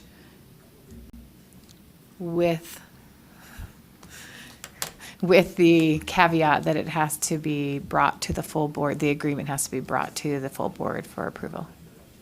Okay, well, they're creating documents so the marketing materials and agreement. Related to the badge. Okay, so clarifying, we're not looking for each individual agreement, just the paperwork that you would be, like your form, right? We have an agreement that we can bring before the board as well. It's what we've been using, we've been fleshing out for a number of months, and then we also have the marketing materials that refer to the agreement. Okay. Board member comments? Sorry, I know that the amendment's already passed, but I do hesitate that we bring all documents back to the board for proofreading and, Right. because I just think this is kind of interesting that we're even going this route, that we would ask for marketing materials to come back to the board for editing. And so and especially because it's still in process and we're working for it, I think everyone recognizes that anything that goes out from the board should be a game, and so I think it's just, anyways, I know the amendment passed, but I think we ought to be very Well, you can vote cautious. it down. And so that's why I think we need to maybe have the Data Privacy Committee look at it, because that's who this is coming from and it's generated, and that not necessarily have to come back to the full board for approval, so. Okay. So it's the motion on the table is, I've already restated it, so I'm not going to try to do that again right this second. But I want to speak to it because I think that board can be used pretty broad and that leadership could direct that towards the data privacy group is a function of the board. And they could make the motion that it's approved, and then it could just be put in a consent item or a report from the board. So it doesn't have to be cumbersome, in my opinion. It doesn't have to be cumbersome. That's just my suggestion. Okay, is there any other discussion to the motion on the table? Okay, so the motion on the table is to approve the Utah Data Privacy Badge and to submit documentation to the full board for approval. I'm not going to say marketing materials. All in favor? Aye. Any opposed? That motion passes unanimously. Thank you. I think you just stay seated, at least Whitney. I don't know if Jessica is or not. The next one is external data request, 2.4. There are two external data requests. One of them supported by Superintendent Dixon for de-identified student level data for Superintendent Stroder here. And then the second request is from Jim Jensen. He's just a member of the public, and he would aggregate school level data on the Apple tests. He doesn't have a specific reason. I think it's more just for transparency. Thank you. I have a question if no one else has a question. I'm just curious on aggregate level data. If we didn't approve it, if they can just grandma request that and it would have to be given to them anyway. I believe that they can grandma request a report in its final form, that the data that a grandma request is for existing reports and documents. They don't need to bring the data together. But I do believe that there are reports, existing reports for the Apple tests. So follow up on that. So if we were to approve this, would they get this report, or would it be more cumbersome than us voting it down and asking them to put in a grandma request for? Well, I don't know whether the gentleman would put in a request or not, so I'm not quite sure if he would go to that extent. Well, what I'm asking is, do you have to supply more data this way than you would if it had been a grandma request? I think it would be the same. You all can correct me if I'm wrong, but wouldn't we only produce something if we have a document that actually has been produced with that data? So you'd have to assume that They said there is one. There is one. I believe there is, yeah, I believe there is. Okay, Board Member Cummins? Could you tell us what the Apple test is, as well as do all schools participate in this? So this would be all schools, and then is this publicly available? So if they went and asked their school, could they get the data from theirs? Well, the Apple test is a language proficiency test, so foreign language proficiency. I do know that the gentleman, when I spoke to him, said that he requested this from Canyons, and they said no.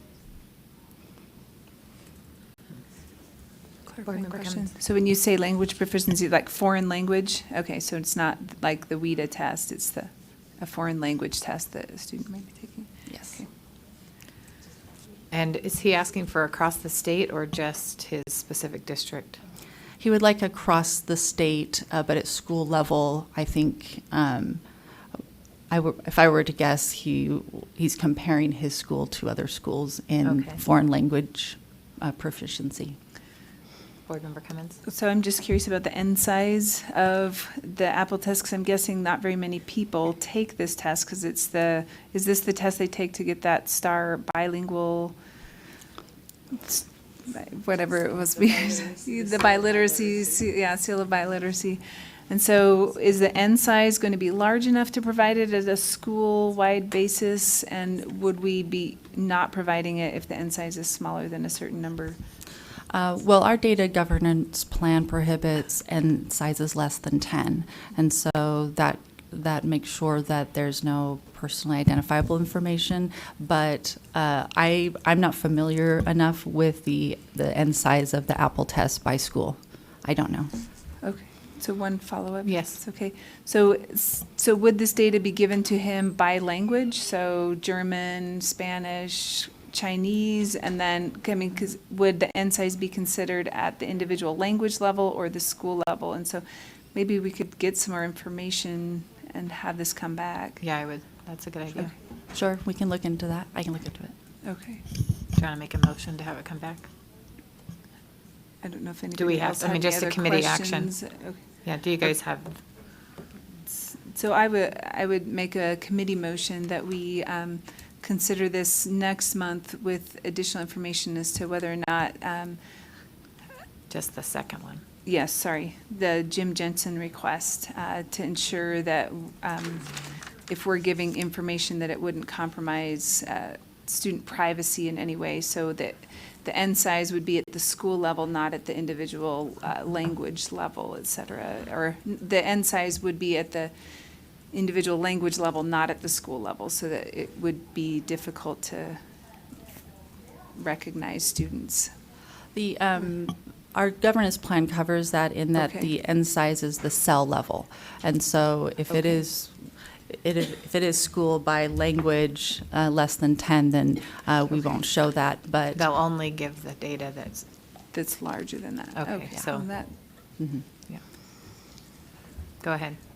Then that I think I'm satisfied if it would ensure that that N size is at the individual language level, then I would be fine. Okay. So do you want to keep that motion or do you Nope. want to start a new one? So I move that we approve the 2 external data requests.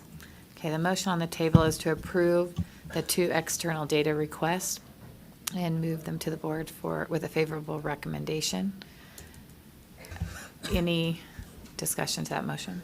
Board member Earl? I had a question on the size of the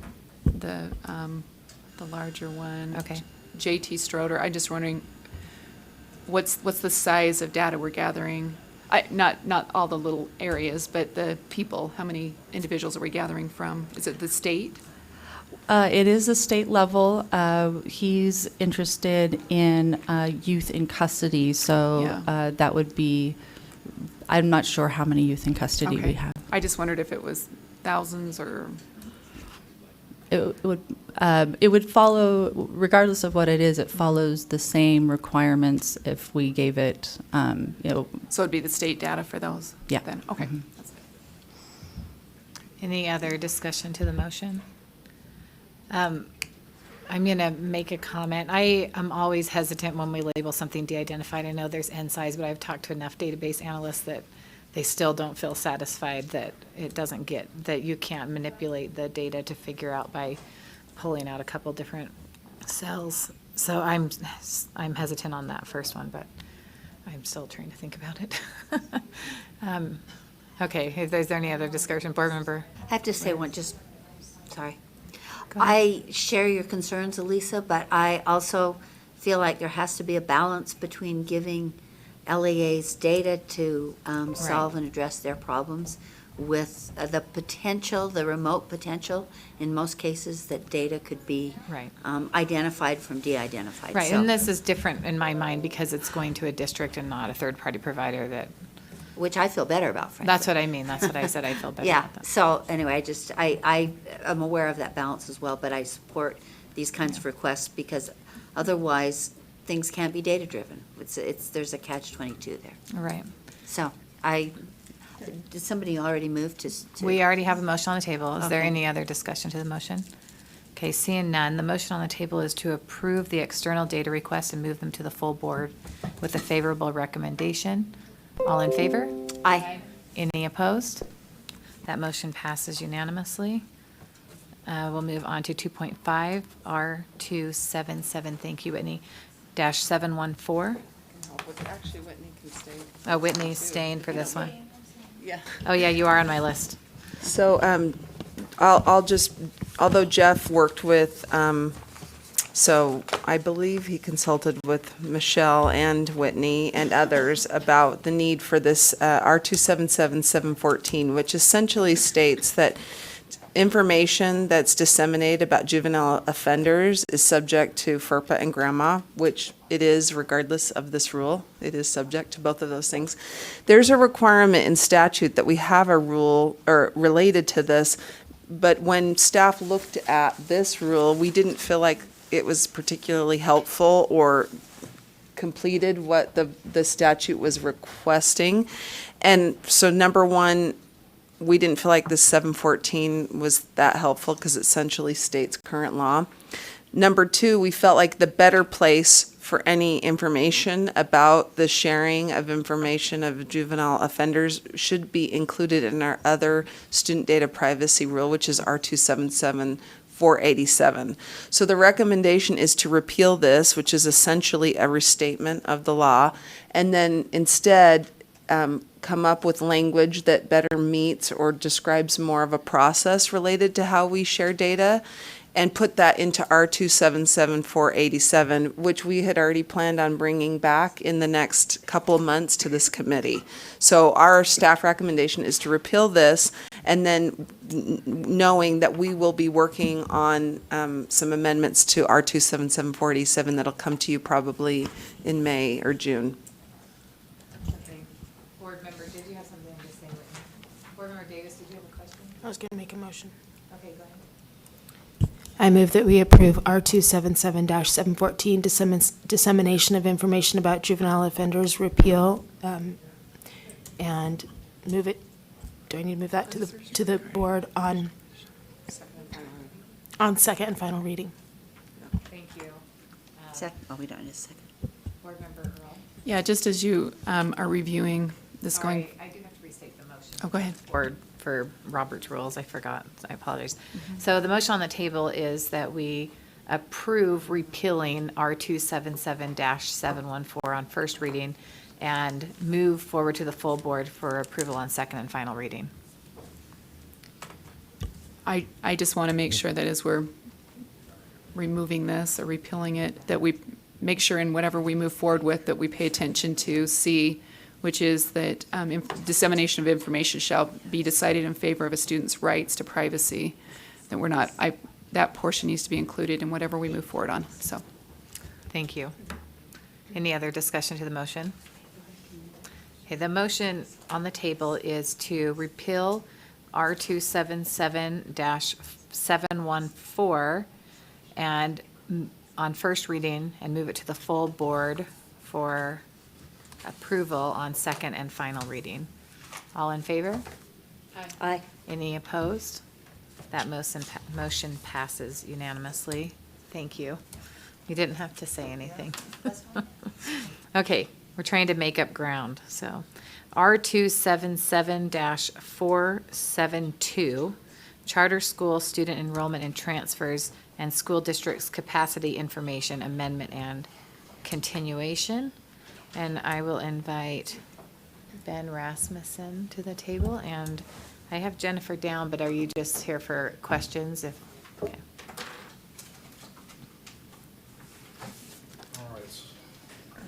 So introduce yourself. Ben Rasmussen, Director of Law and Professional Practices. This rule is up for its 5-year review. It governs a couple things. It governs how schools, district schools, calculate what their capacity is and what space is available for open enrollment. And it also has provisions governing rules for the time when if a student wants to transfer from their charter school back to their resident school. I'll point out that after we submitted draft 1, we got some feedback on section 6 that it was a little bit confusing, and so draft 2 includes some amendments to section 6 to kind of clarify what's required. Can you tell us what line section 6 starts So that starts on line 130. It's up on the screen. Okay. That Can't see that. clarifies what's required as far as a district school registering a charter school student when they want to transfer back to their district school for an upcoming school year.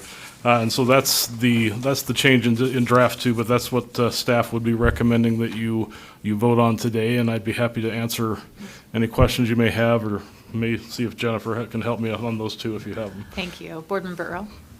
I'm sorry, Lear. I tell you, those same letters that are all mixed up. I know, I keep do that all saying the time. that. I have a lot of questions about this rule, and I don't know if it's the kind of thing that, I will tell you what they generally are, and I don't know if it's the kind of thing that can be resolved today.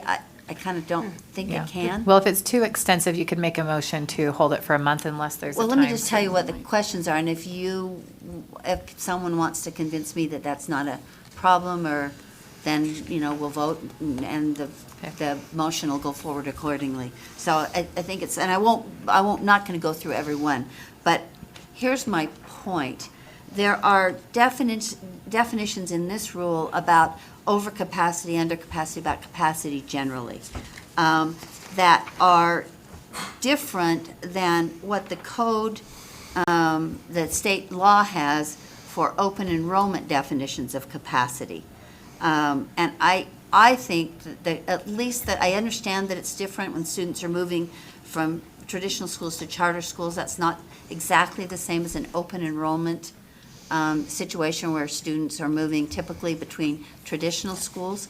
But it seems to me that the capacity definition should be the same. What is it? What is what? The code definition. Well, Here it's an it's a little more, yeah, it's a little more complicated. It actually requires the LEA to look at its class sizes and set an average, a capacity decision based on looking at the LEA's situation. So, I think that rather than having multiple definitions of capacity, over, above, over, beyond, above, below, that we ought to look to one capacity definition, whether it's moving between traditional charter schools or moving between traditional schools. So that was and I'd never really put together, I'd kind of had in the back of my mind there were these inconsistencies, but when I looked at all these pieces separately last night, I thought it shouldn't be any harder or easier to go between charter schools than it should go between traditional and charter schools. Okay. So the two things, if I understand the things that you were talking about, all have to do with definitions. They do, and mostly definitions of capacity. So it's capacity, but then the other term was? Well, I just can't remember what it said. Well, one in 53G 641, 6-401, there's a definition of early enrollment school capacity. Okay. And Michelle's really familiar with this, having worked in a district that had a lot of movement. There's also an open enrollment threshold. Okay. I just would like us to synthesize these definitions and again, not make it any harder or easier, because there's more similarities than differences in students transferring between traditional schools and charter and especially now, and between charter and traditional schools, especially now when many charters are well established and we have been making these adjustments for many years. So I would like us to bring this together and have some consistency. Okay. So that, I guess, my motion, having said that, is I would move, can I make a motion at the same time? You can make a motion. Can I keep going and make a motion? I would move that you would take this back and work on this rule in light of that, in light of that motion and consistency. Okay, Can we still make so- other motions about this? Well, yes, Or so ask questions I if need to it restate the motion, and then we can discuss to the motion, and you can vote yes or no. If it passes, it stands. If it doesn't, then you make another motion. But even if it passes and your motion's different, unless it changes that motion, you can, Well, can we still ask questions about this after this passes? yeah. Yeah, because we didn't quite get all the way, and I need public comment, which I usually try to do I'm sorry, before and maybe the motions. motion's premature. If you just want to tell me to hang on to the motion, I'm fine about that, please. Let's hang on just so, well, no one signed up for public comment, and I'm not seeing any big hands raised or anything, so. So we'll go ahead and let the motion stand. The motion on the table is to postpone a month so that we can look at these definitions and consistency. Any discussion to that motion, and then you can still have questions answered after. Oh, sorry, Ben was first, I apologize. I was just going to point out, this rule is going to sunset in June, so if we Right, so if push there's this any- out the rule will lapse, and so we do have a problem on the timing here, and that we've Okay. tried to time this so that we could get it through the board, and that it would, Then I, if you think we've got enough time, I'm just Well, and- pointing out that it is set and for we the could- sunset there. we could just. And you can also pass it to Let's legislature. By the talk time about the our board concerns approves it and you go today through that we would like to see the notice. incorporated And bring it back in April. And you could just re-up this rule and then the existing rule. Yeah. Okay, so the motion on the table still stands, but you need to keep everything in light of that. Board Member Davis? Chair Ellis, would it be appropriate to ask Jennifer Lambert to come up? I have a couple of questions for her, actually. Yes. if they're germane to, Are you a chair of your board? Do I call you chair? she's director. Director Lambert. So a couple of questions for you. There is a section in this code that's asked districts to list schools that have capacity under average, which schools are under average class sizes. Is there something that, do charter schools list on their websites each grade and the amount of seats that are taken and the amount of seats that were allotted by the state, so the public can see how many seats are still allotted in those grades? So that is addressed in another board rule that was recently adopted by this board. Is it 551, 550? It's one of those. But charter schools are required to post a number of elements on their website, including capacity information. Does that include who sets the cap on the seats or the allotment of seats? Is that done by the? It's done by their charter agreement. So in their charter agreement, they are allowed to have a certain cap or, go up to a certain enrollment. And is that included in what's posted on the website? I'm trying to remember exactly what is included. I think that the max enrollment is included. I'm going from memory, though. Not by grade, but just for the school? Correct. It is somewhat difficult to do it by grade, so we had a lot of discussion about that, and we came to a compromise. Angie, do you remember, or Ben, what it exactly was? But I do know that it is included in one of those board rules that was recently approved. 551 or 52, you don't know? I'm thinking it's 551. So maybe that's one thing that we could look at. 551-5. And maybe I need to So- make a motion to look. It's right. Is We that have up there? we Okay, have what a does that motion on say? the table, so you'd have to just amend her So it motion is- if it's. It does friendly. include, if you look at B right there on line 70, the number of new students that will be admitted into the school. But not by grade level. Correct.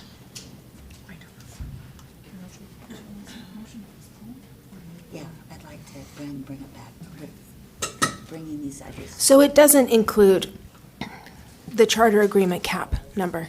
That is in their charter agreement, which does, it Is is online. also posted on the website. Okay. And then my other question was,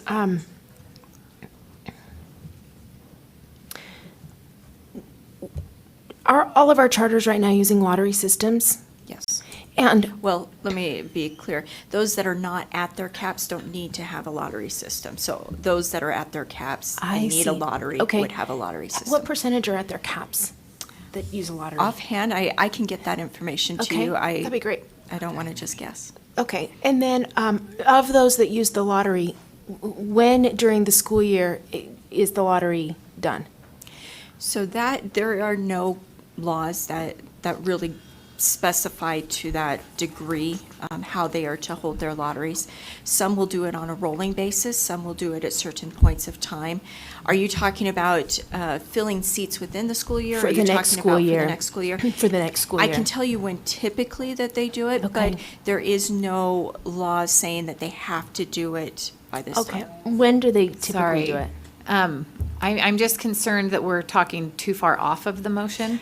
And so if we can I have thought this you discussion. said this was time to ask the questions. So the discussion should be, or the discussion right now should be on the motion. And then after this motion, because there's already one on the table, then we can get into more detailed stuff. Okay. Sorry. But can you stay, because I have questions too. Yes, and I'm going to turn So it hold to Angie really quick and then go to Board Member Earl. Just two ideas. We could do a motion just to approve the continuation for this month, if you'd like to get that moving forward. So actually, three things. Second thing, I wanted to clarify the difference between open enrollment definitions that Board Member Lear related to versus this rule. So open enrollment is when a student wants to attend a district school outside of the district where their family resides. This rule talks about when a student is leaving a charter school and wants to come back to their boundary school. So although there are things that are similar, I guess the underlying principle or policy that I would just maybe ask you to think about is generally these students, had they not transferred to the charter school, they are residing within the district or that boundary school and part of that community paying property taxes, et cetera, which is a little different than when students go outside of their school district. They are now attending a school district where there's agreements that have to be made about how you share property taxes and finances. So in some ways, I guess I would just state that open enrollment has a little bit more nuances to it and impacts to that district and that community versus this is where the family resides. They are part of that community paying the property taxes, et cetera. And so that's why there might be differences in, first of all, the defined terms are different because one's about an open enrollment threshold, although it does talk about capacity, whereas the definitions in this rule, they are not exactly the same terms. They are different, although they're talking about similar things.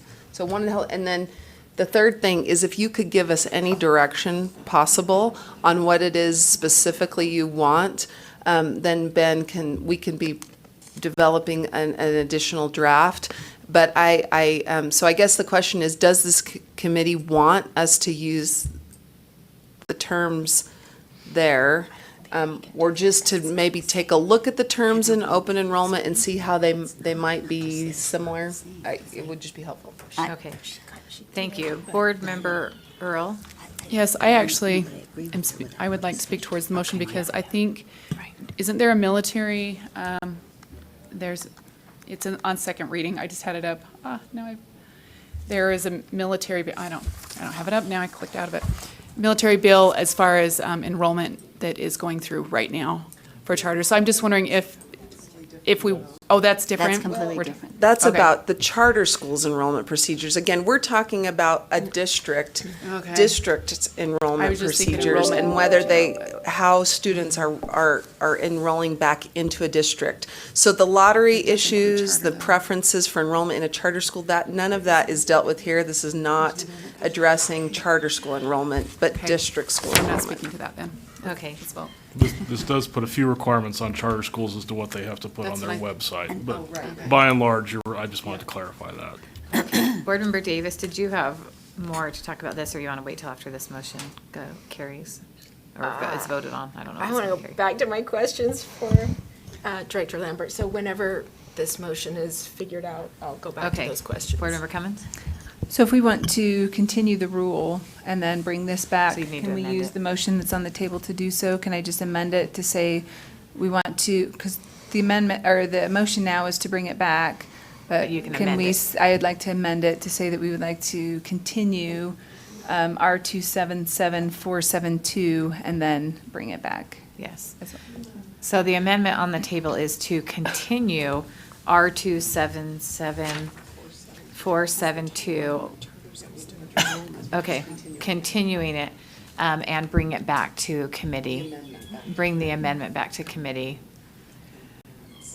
next month. Well, I'll just say, bring it back to the committee. Give specific feedback right now. Right. It's fine. So is there any discussion to that proposed amendment?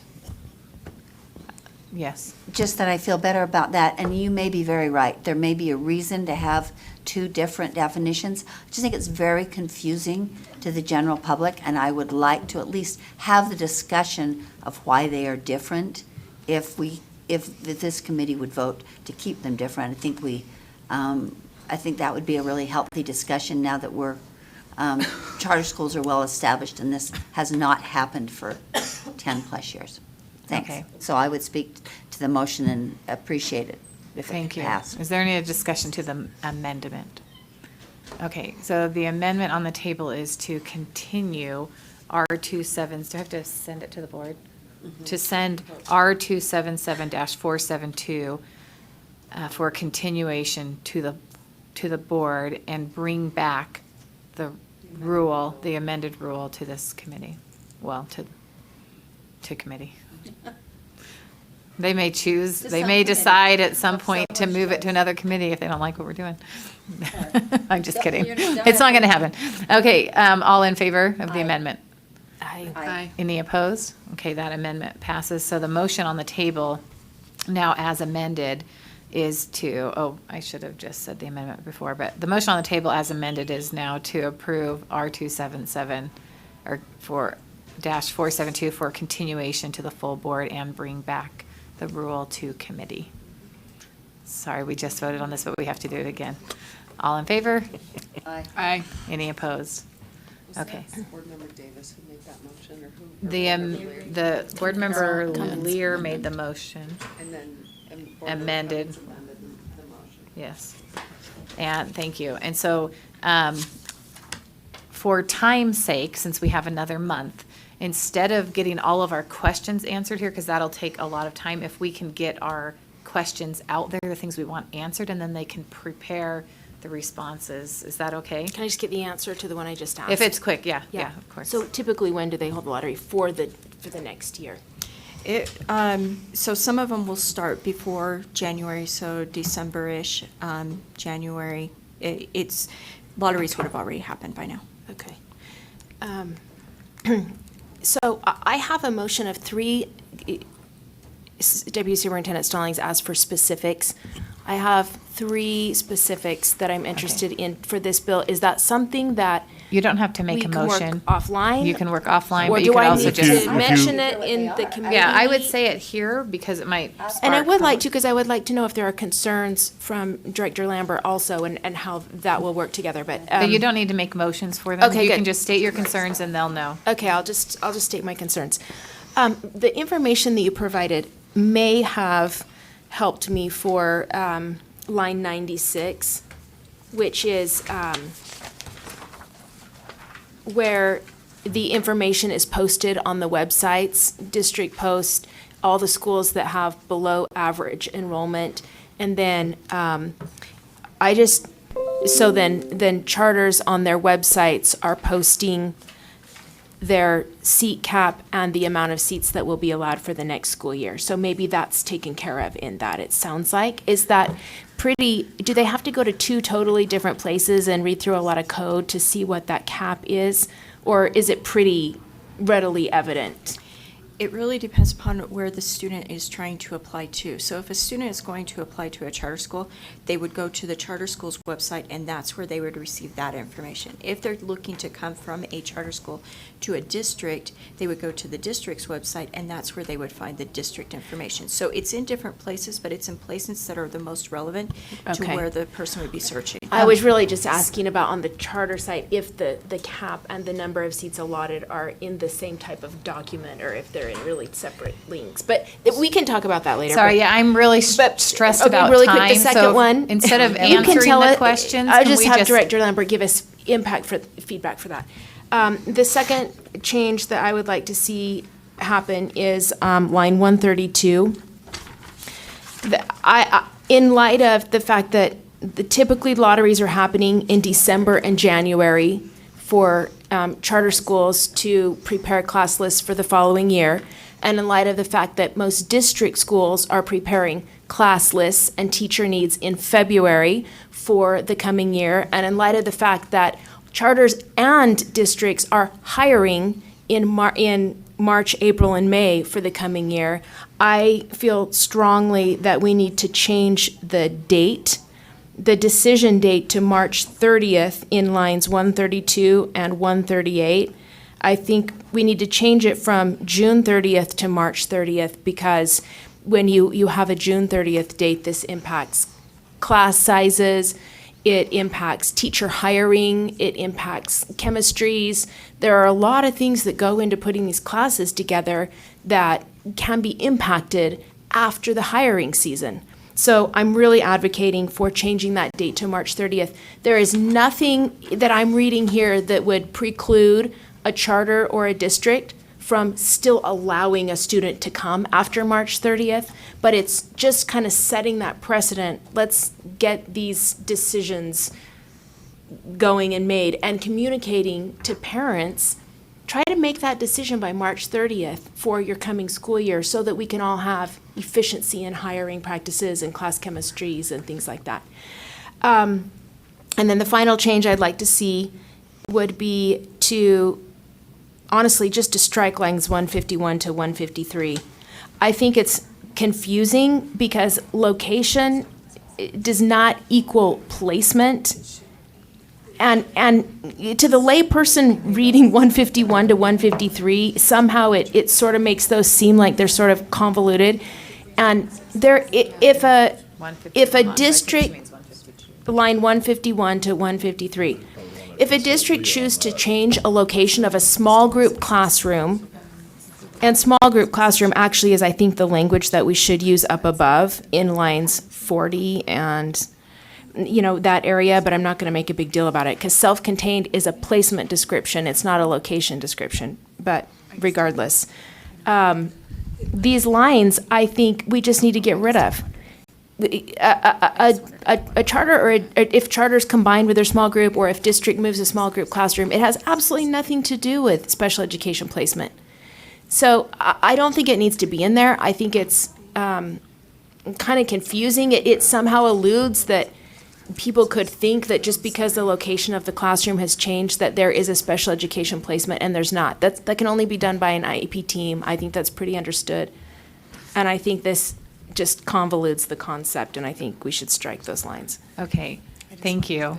I'm sorry I sound like a belligerent chair, but we are only halfway through the agenda and we only have an hour left. And so if we could just state what we want to see instead of talking about why maybe, and then do all that offline, just for time's sake, or we're going to have to just, because we can hold all those discussions for next month.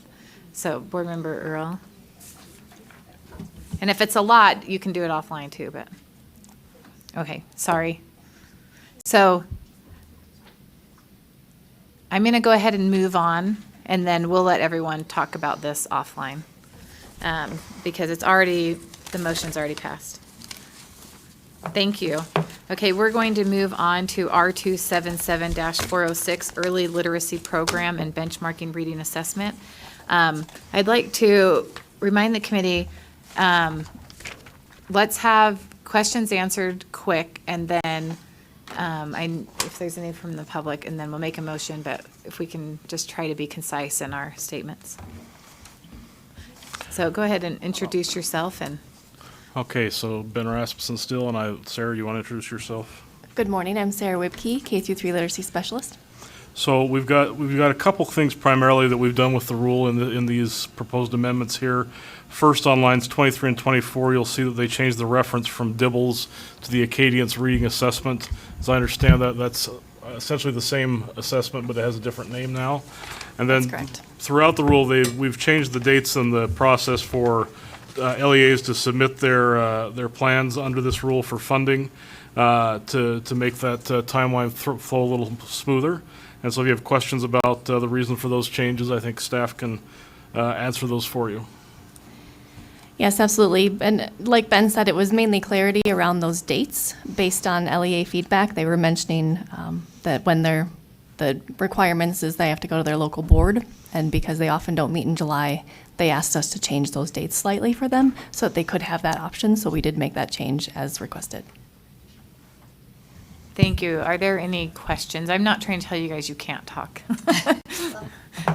I just want to make sure that we're concise in what we're saying, because sometimes we pontificate a lot, and if we can try to be, and I'm guilty of it, so go ahead. Well, this is more to your earlier point. I'm fine about this rule. We can pass it quickly. I just think it is important to not do things offline. I would like to have this, and if we need half as many things on our agenda, then I would prefer that. So Board Member Lear, I'm not suggesting that we do something behind the scenes, except for the fact that it's coming back and all the explanations and discussion can happen next month. If it weren't coming back, I would want to make sure that all the discussions were had.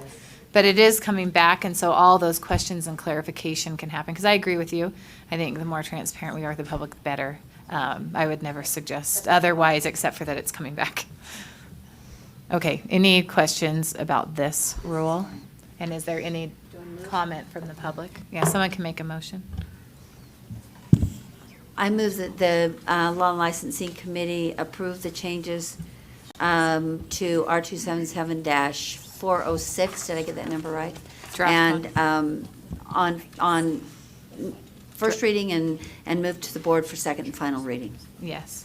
So the motion on the table is to approve R277-406 Draft 1 on first reading and move to the full board with a favorable recommendation on second and final reading. Any discussion to that motion?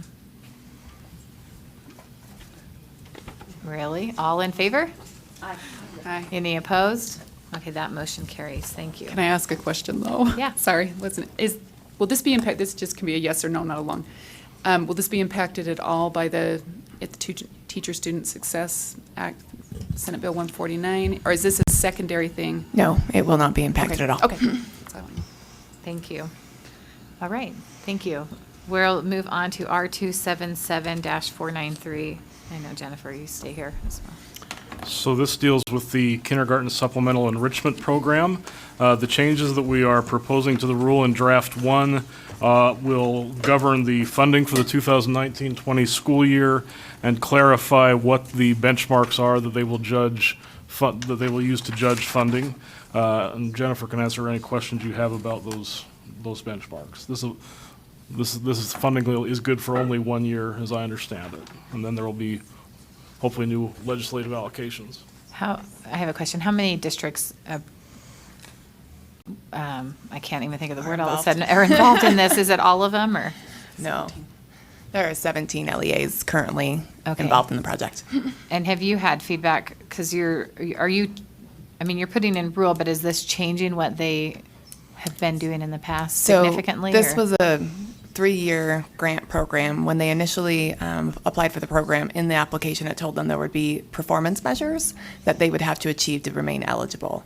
What those performance measures were not able to be communicated because the test didn't exist, and then it needed a year of administration.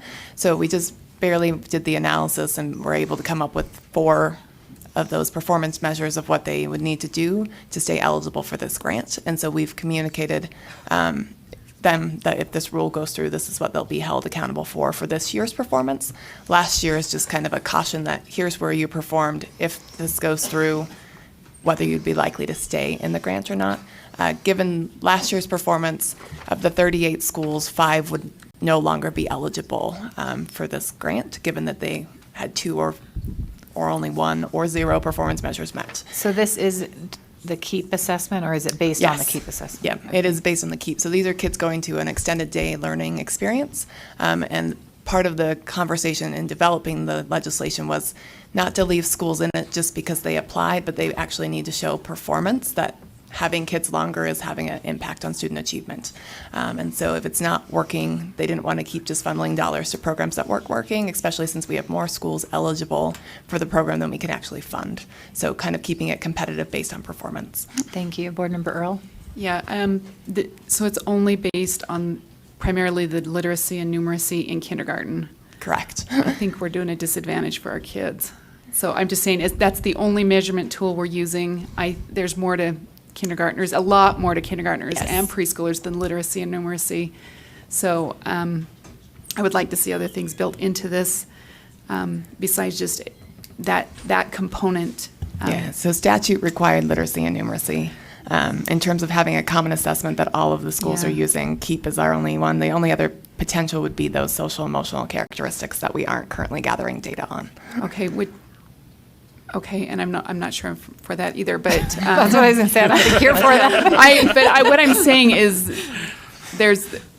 we're driving a focus for young children, and that is concerning. And we're doing it to our preschool. We're writing bills right now that do literacy and numeracy, and children are more than literacy and numeracy. That's an element that they develop.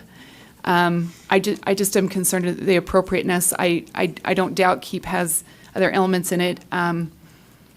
I'd like to see more, not more data, not more testing, but better information that's unique for children to.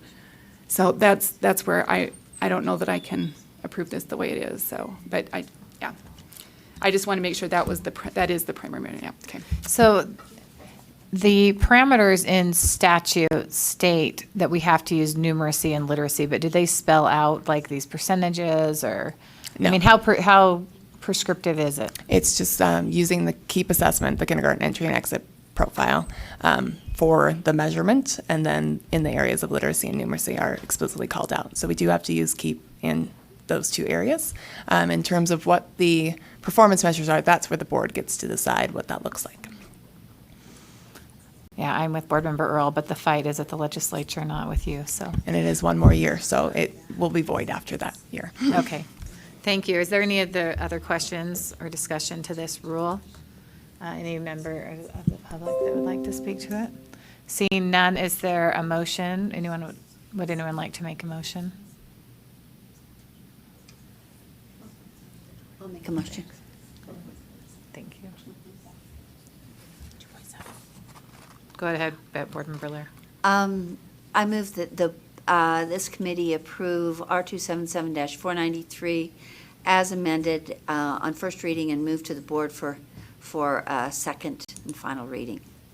Thank you. The motion before the board, or before the committee, is that we approve R277-493, Draft 1 on first reading, and move to the board for approval on second and final reading with favorable recommendation. Any discussion to that motion? Okay, seeing none. I'm going to have to vote no on principle, but it's not, the fight's not with you. I really struggle with the legislative stuff too on this. So the motion on the table is that we approve R277-493, Draft 1, for approval on first reading and move to the board with a favorable recommendation on second and final reading. All in favor? Aye. Any opposed? No. Brittany, are you voting? Oh, okay, Brittany can't talk again. No, I just didn't hear you. Okay, so that passed. There was 3-2. Thank you for getting that to Kathy. All right, thank you. So we'll move on now to R277-511, Academic Pathway to Teaching License, Level 1 License Amendment. Okay, so with the new licensing structure that's coming into play, the APT license will cease to be needed. And so what we've done here on 511 is we've added Section 8 starting at line 103, which puts a sunset clause and tells the licensing department how they transition any final candidates for an APT license. And so that's what we've done here in this amendment. Okay, any discussion or questions? Okay, go ahead, Board Member Lear. I'm sorry, again, I don't want to belabor this and don't want to belabor any of these, but I'm having a hard time, and I don't know if, let me just express my concern, and then maybe there's nothing to be done about it, and maybe it's just overbaking. I'm concerned that on this date, apparently it's convert the license, and I don't know exactly what date that conversion would take place, if it would be July 1 or July 10th or something, but I'm concerned that there would not be a review to be certain that every piece has been completed, so that we don't have a bunch of, and exaggerating for effect, half-baked situations where all these people suddenly have associate licenses without careful review of every situation that wants to, is there going to be a request? Is there going to be, does it come from the LEA? Does it come from the individual? Is it just a wholesale, computer switch? I just think the details of this could be really important, and we could end up with, I don't worry so much about the people who, I think the people who are not approved who want to be will take up their own burden, but I worry about those who are approved that shouldn't have been because they didn't cover every requirement on July 10th. And so I guess, Travis, you can speak to me briefly about what assurances you're going to have, or if you have a procedure in place. I'm not concerned about the line 104, that's fine. I'm just, this conversion process is feeling a little squirrely to me. We're doing better on time, but I know the next item is going to be long. so Okay. The next several items. And I think this is a really important. Right, it is, and they all go, they go together, so. Travis Rawlings, I'm the Educator Licensing Coordinator for the State Board of Education. I understand the concerns. It's always a balance on how much detail to put in the board rule and how much to leave to staff to try to interpret and to implement those rules. One thing that may or may not help, it's part of the issue here is bear in mind what it doesn't say directly, but what it says is you have to be currently employed by an LEA and have the APT license in order to continue. So that means there's going to be APT licenses that exist that will simply expire. They will just expire. They won't be there anymore. If that were 100% true, I wouldn't be asking these questions, but. Is that a level? No. it's a- Okay, you it's guys that need to way. make sure you're talking in your mic and being recognized. All right, sorry. That's fine. So that's what this is saying, that's on line 106 and 107. If you are not currently teaching in a Utah LEA and have the APT license, because that's the current, that's who gets converted to an associate because they're currently employed. Anyone that simply holds the APT that met the requirements, those will not be converted. They will simply expire on that date because this rule will no longer exist. Can I ask a follow-up to that? Yeah, can you just turn on your mic so it's. So and it sounds like you haven't worked out the exact procedures or details of that, which is understandable. But it sounds like, and when you call my attention to you're in a current teaching position, yes, that limits the numbers considerably. And but then I'm assuming that you'll figure out, and I hope bring back to us, how that procedure, without being too micromanaging, how that procedure will take place if the LEA provides those names, if the LEA has to assure us that they are in a current teaching position, so someone's sister-in-law doesn't get an associate license. So what, all of that. The 30-second version of that Yeah, please. would be that on June 30th every year the cactus system rolls over. Uh-huh. There may need to be some transition point, but what would happen is if and districts go in and anybody who's leaving employment, they mark that they're leaving employment, like they've been terminated. As long as they do that. Yes, that's true. And so on June 30th, we would not need notification from anyone. It would be a procedure where we would look at the data, who has an APT, who is currently employed in an LEA, and we will issue the associate license with having to meet these requirements. So, kind of one more follow-up, just. And so maybe it would be better to not do that on July 1st, but because the LEAs have to get their information in there, decide who are employees for the next year. I mean, that June 30th is kind of an odd date to determine if someone has a current teaching position or not, right?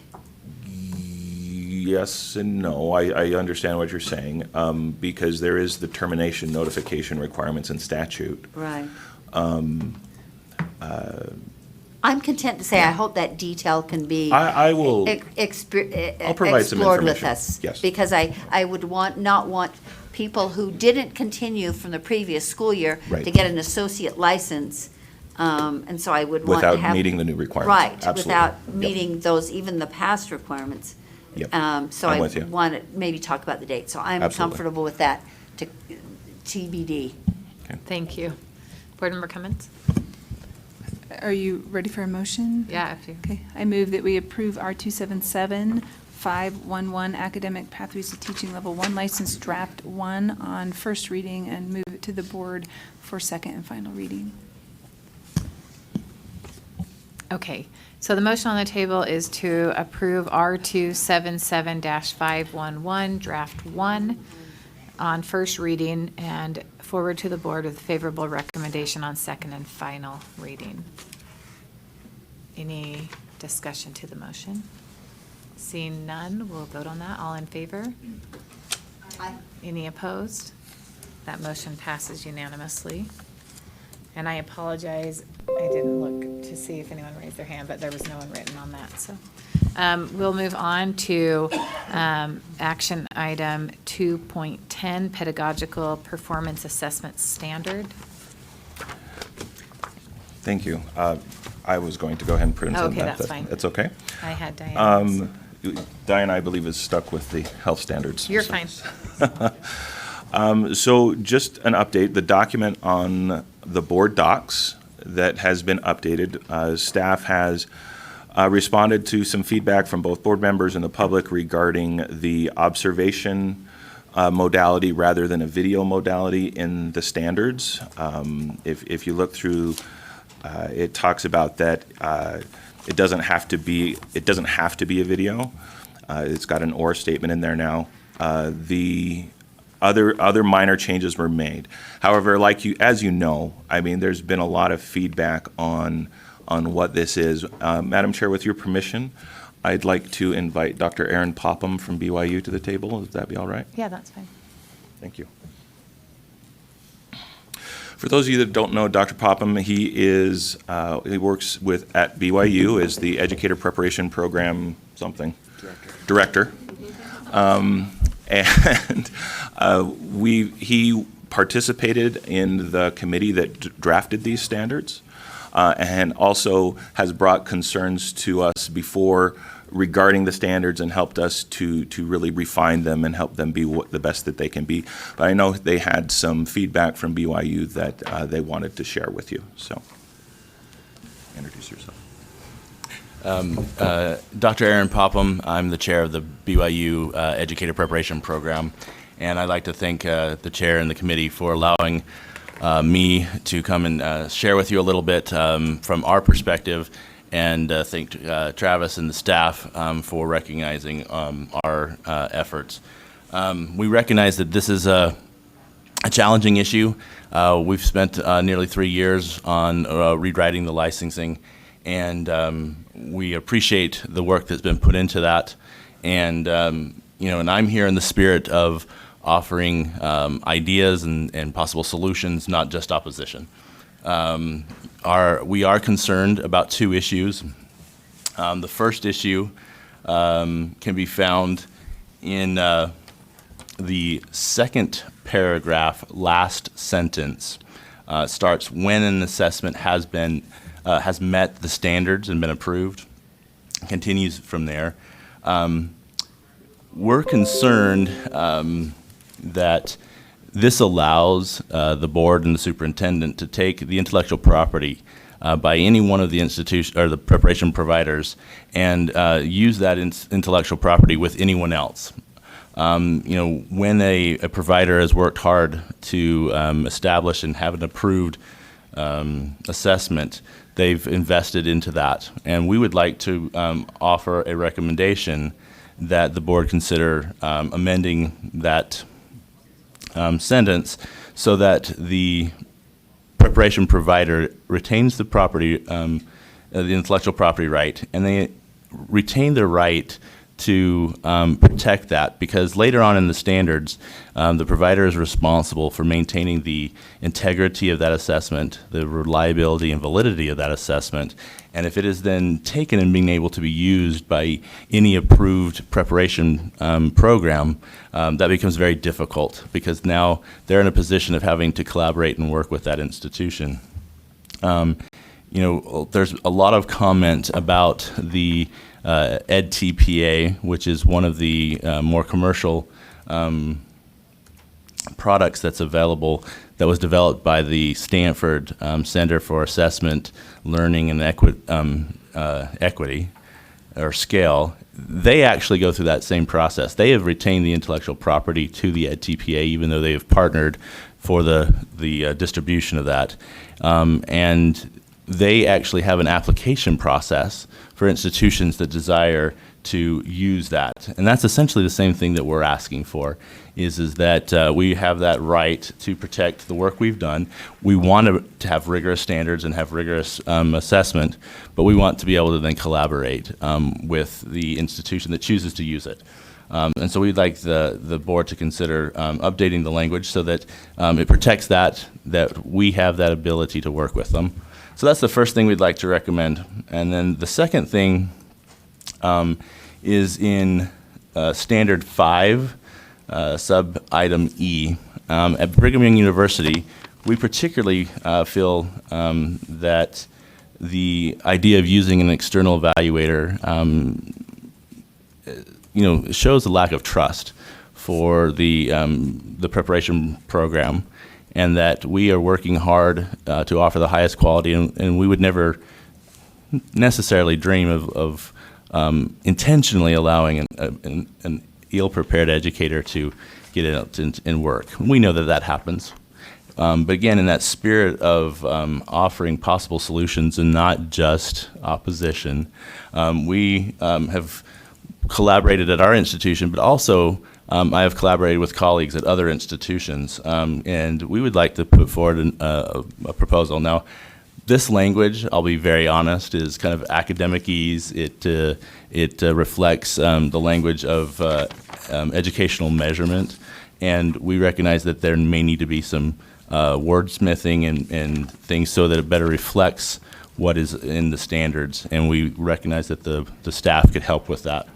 But here's the language that we believe should replace item E, section 5, is implement a system, and we want to emphasize that concept of a system of blind verification of a random sample of candidate results to calibrate and verify the integrity of initial scoring, ensuring inter-rater reliability and fidelity of implementation.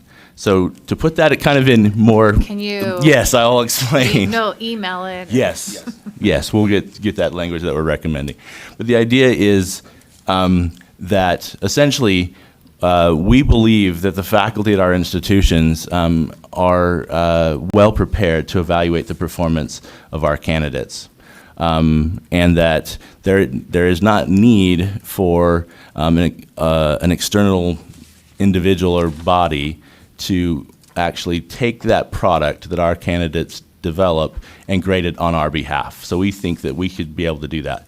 But we recognize that there needs to be some checks and balances, and that's what this system would be. It would be taking a random sample of our students' work, sending it to a trusted body who would then essentially reassess it and verify that their results are the same as our results, so that there would be that outside look on the work that we're doing. Ideally, we would rather not have anybody overlooking our shoulders, but we recognize in the spirit of solutions that would be smart. Okay, thank you. Do you have any other? No, ma'am. Travis? Thank you. Sorry. Can I say Yes, go ahead.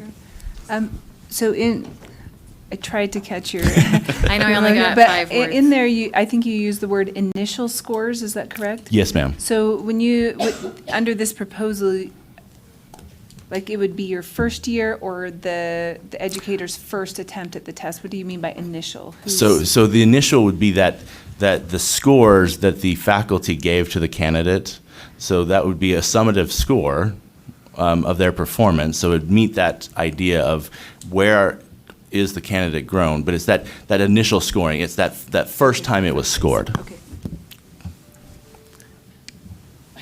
Sorry, I'm going to let Travis, because he had something to say, and then I'll go to you, Board Member Lear. I'm very sorry. Very quickly, one of the things I invited Dr. Poppin to come up because they've had very well thought out discussions, again, not just with BYU, but with other institutions.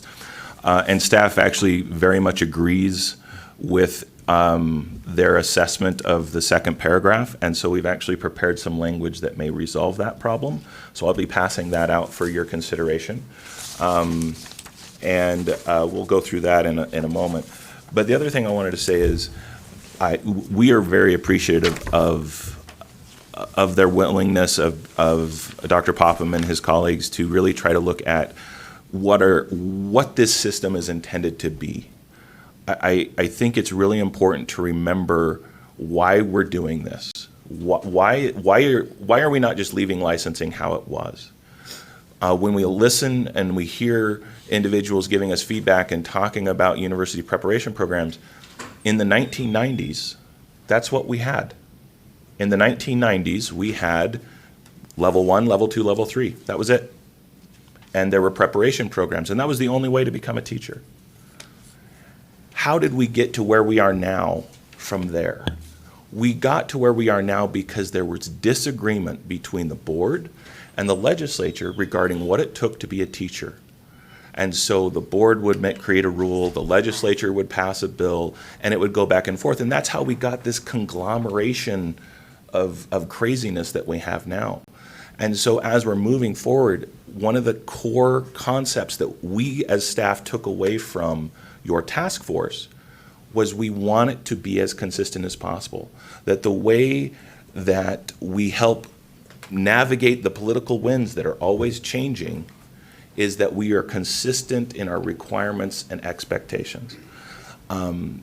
What Dr. Poppin has mentioned on Standard 5, it's not horrible, don't get me wrong. I think staff would prefer the current language. But ultimately, that's a decision that you as the board have to make. So that was all I wanted to say. Thank you. Thank you. I'm going to go to Board Member Lear and then Earl. I have several questions, 3 to be specific. And let me just start with the biggest one.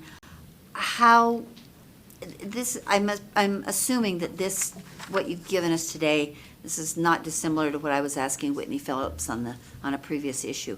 Is this just an explanation for our benefit, for the board members' benefit? Because it's not in a rule form, it is, and so I'm concerned on a couple levels. I'm concerned that how it becomes an official document and binding then on everybody involved. And then I'm also concerned with some grammatical stuff. Of course. If it's more formal than that. To answer the question, last month it was pointed out that the current rule does not require the board's approval. However, staff has worked with a couple board members, and some of the proposed language you'll see later in this committee will change that so that the board has approval. We felt like it was an oversight that, quite frankly, just like you have a final approval of standards for K-12 core standards, this should be something where the board has the final approval. So is it going to be in a rule, or is it going to be?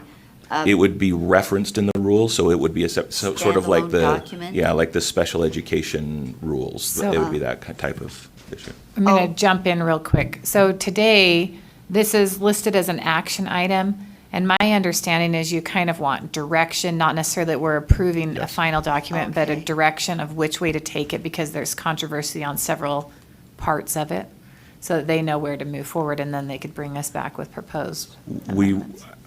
We would like, if possible, due to the timeline that's involved, we'd really like it to go before the full board next month, but that doesn't necessarily mean you have to approve a final form, but that we're behind. That's all I'm saying. And I appreciate that, but I'm sure not ready to prove That's this fine. until I see especially even until I see the format that it looks like. But I've got 2 more questions still. It's And fine. Dr. Did you, Poppin had yeah, if you want to comment to this. Timing is becoming very much an issue, and I respect that the board wants to and needs to get it right. But in the rule, there is a deadline when we have to start applying the rule at our institutions. And if the board wants to continue to work, we would greatly appreciate you reconsidering when we're required to implement. And that's This is the side conversation. That was the discussion they were having. Okay, my second question is another, maybe, shorter answer. You referred in your discussion of 5E to an external or a trusted body. Can you just, maybe that's not that's just a concept and not a. Correct. It's a concept. Do you have an example even? So one of the things we've looked at, and one of our colleagues from Weaver State actually has found an actual book where out of New York have developed a model where it's a consortium of institutions across the state have come together, and that would be the starting point that we were thinking about. It'd be a consortium of institutions from across the state that develop a pool of trusted faculty and staff that we would draw from both our university communities as well as our public school partners. Okay. So that they would be a part of it. I know it's preliminary, so that's good Yeah. for now. Third question. I appreciate your very thoughtful explanation of 5E. I am frankly not at all concerned about teachers who are prepared by universities. I don't have, I believe that's the point of the university preparation. I would be fine with no, and maybe we'll have this argument again, discussion, of is this even necessary for university prepared teachers? And I would say it's not. So you've given me a very thoughtful explanation of what this would look like, but nobody, it doesn't seem like there's the same thoughtful consideration of what this would look like for a non-university prepared candidate. That concerns me. That's 90% of my concern. So can somebody give me an explanation of what this would look like for a non-university prepared? Okay, and then after this question, I'm going to move on to another board member, and I'm you can fine. come in. That's good. That's my third question. Very Thank quickly. you. 1, 2, 3. The intention is, so there's a couple answers to that. Ultimately, an LEA could choose to use any assessment that they, can get permission with the language changes.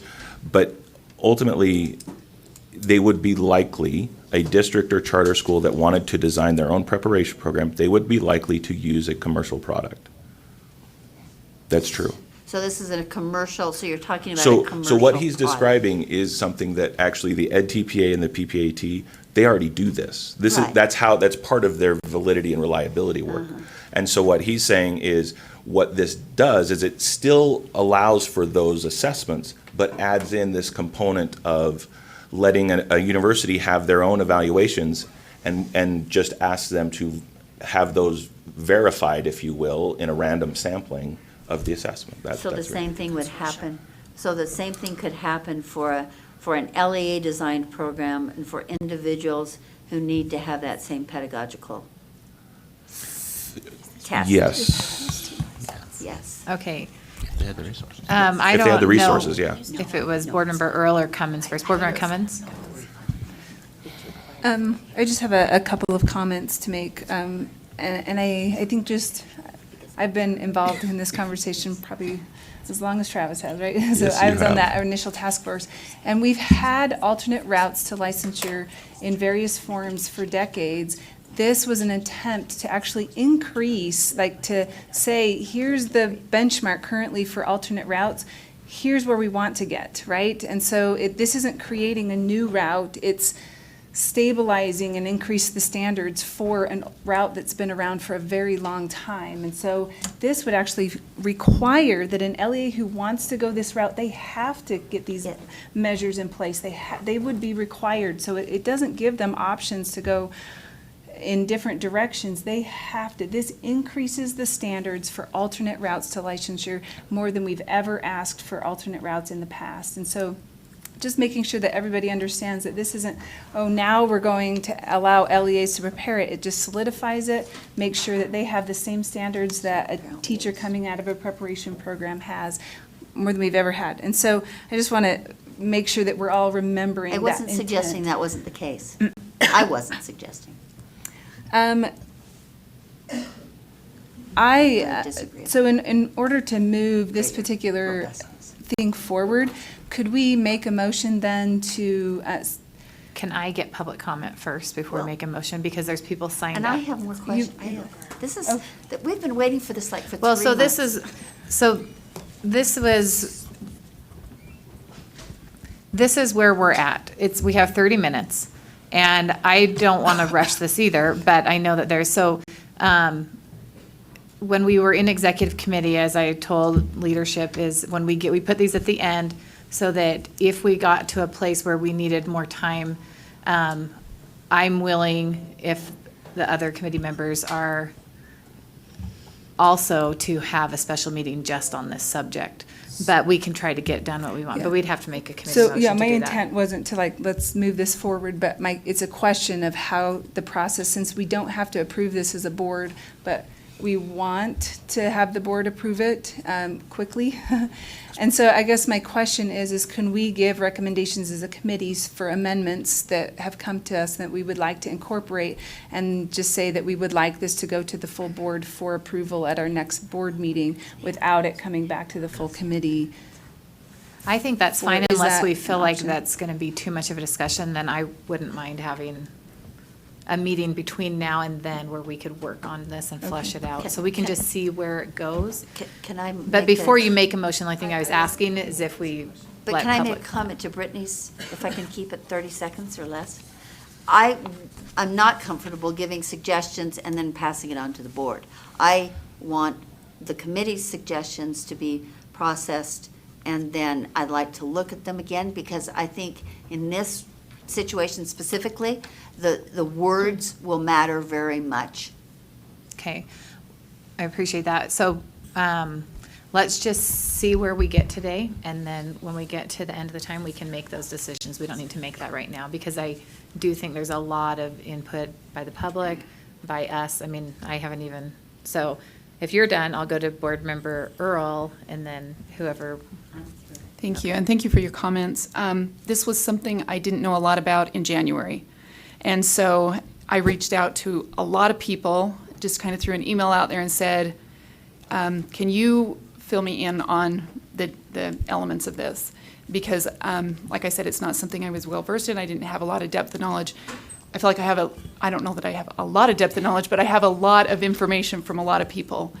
And my concern is maybe similar to the kindergarten assessment, is this idea of funneling down to saying this is what works, when in reality you are not only are you professionals and trained in this, but you are dynamic in your creativity, in your structure, and I don't see any reason why we have to have one assessment, or that idea of one assessment. Even for our districts, we need to make sure people are knowledgeable, that they know what they're doing, and we do need to have some kind of a measurement tool.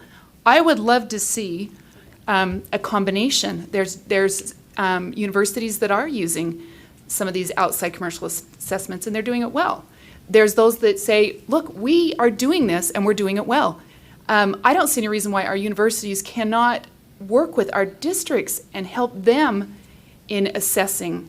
There's so many possibilities here. I hate to restrict, and that's my concern. The more I dug into this, I had more concern that we were creating a restrictive or conformity in place of true learning and creativity and moving forward, that kind of thing. So whatever language we need to create that flexibility for the professionals that we trust and know are doing a great job, but also to make sure that our districts are able to adequately prepare and make sure those individuals and the reality is we're having to hire individuals because we need someone there.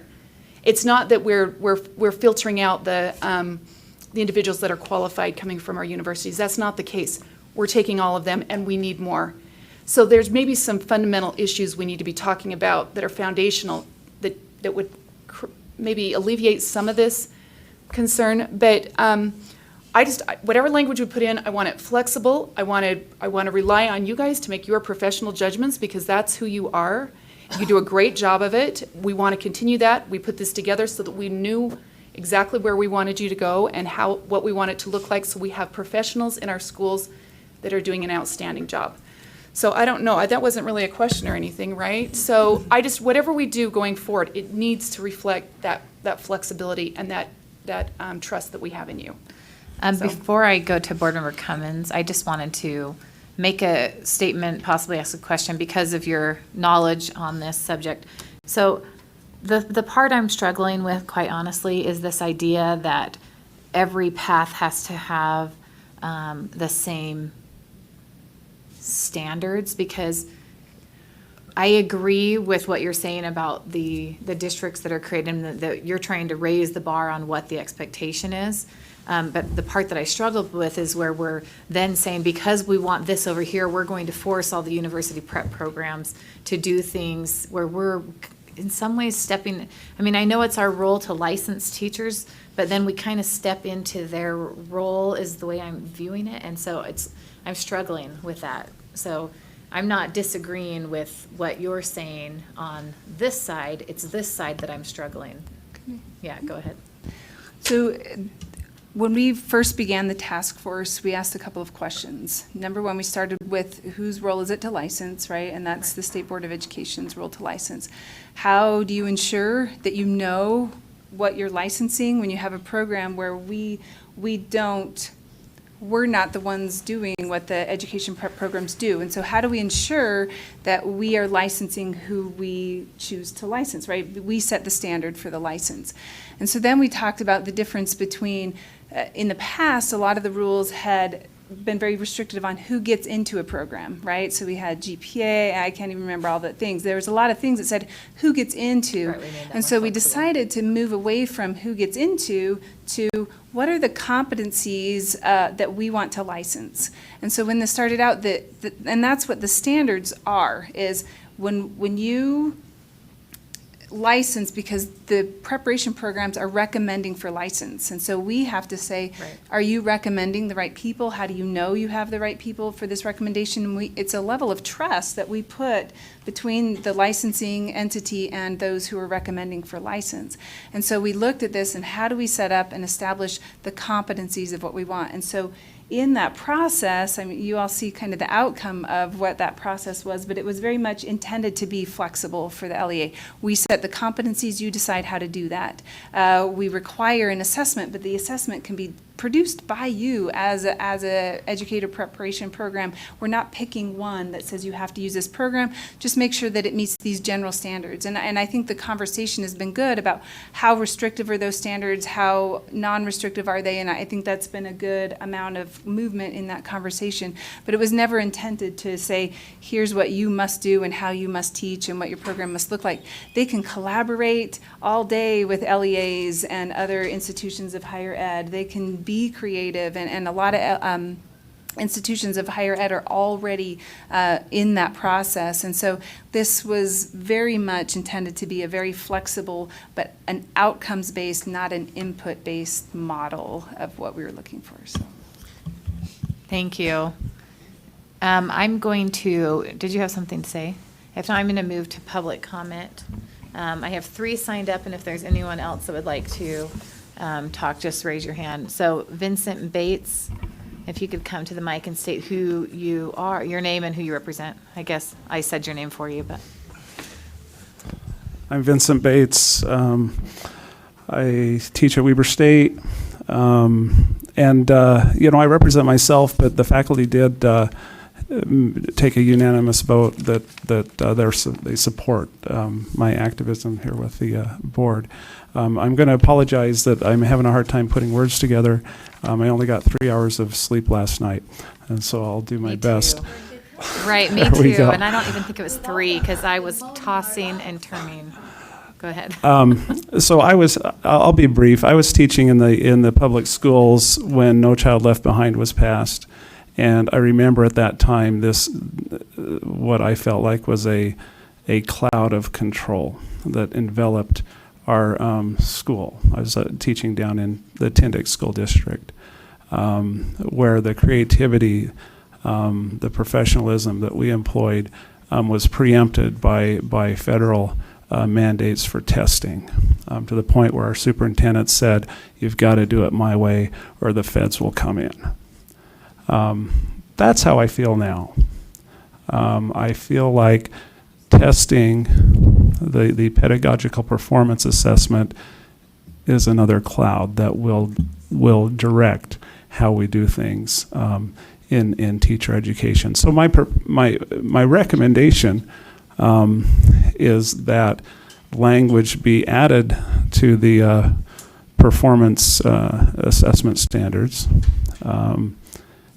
or to 301 or to 303, that exempts nationally accredited educator preparation programs from this.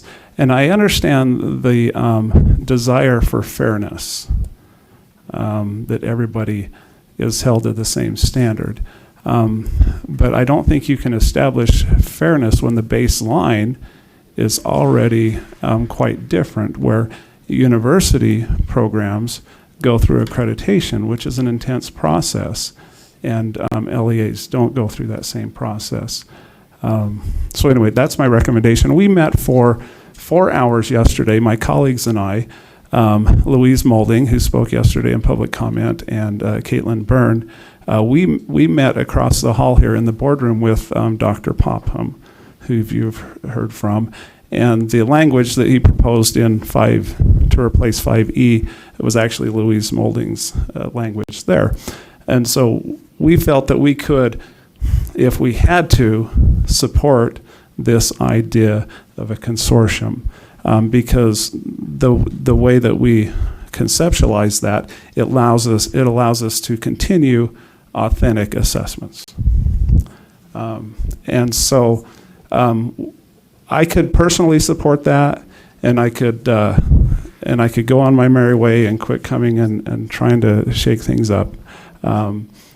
But ideally, I think the other idea is the better one, to exempt nationally accredited programs. Thank you. Next on the thing is Thomas Smith.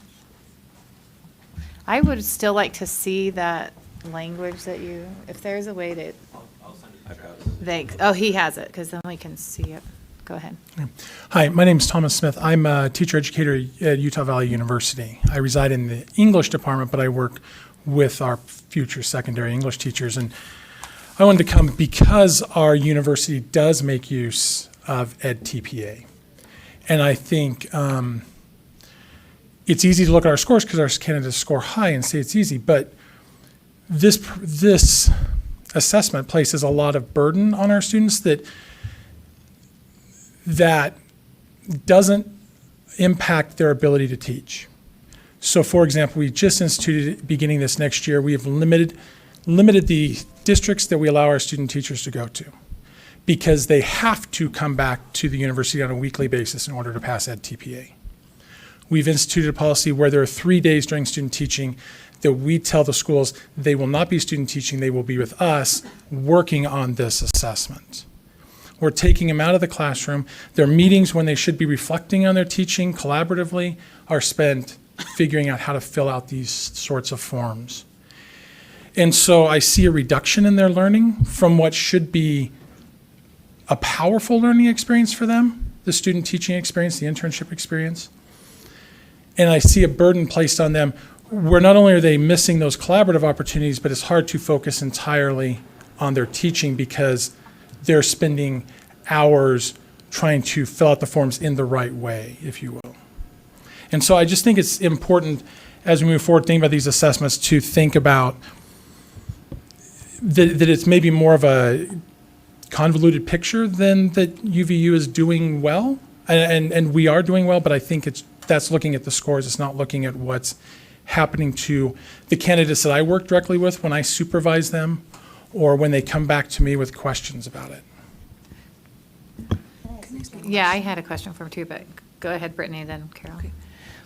So given your experience with EdTPA, how difficult do you think it would be for UVU to develop an assessment that you think meets your needs better, that if it's not required to be back at a certain time, but it still focuses on that collaboration between students out in the field and coming together and speaking together about their experience as well as with their instructor at UVU? I mean, how difficult would it be for you to take what you've learned from a very structured environment and apply that in an assessment that's developed there in-house? Locally? I think it would be incredibly doable. I think we could do it in ways that would reduce the burden and honestly, I think, give us a more accurate picture of what our students are learning and how they're performing in the classrooms. Is there anything in these standards or in the proposed board rule that would inhibit your ability to do that you feel? Given the wording that was put forth with allowing more room in there, I think that would make it possible for us to do something like that. I do think it would still be a burden, but I think we could do it.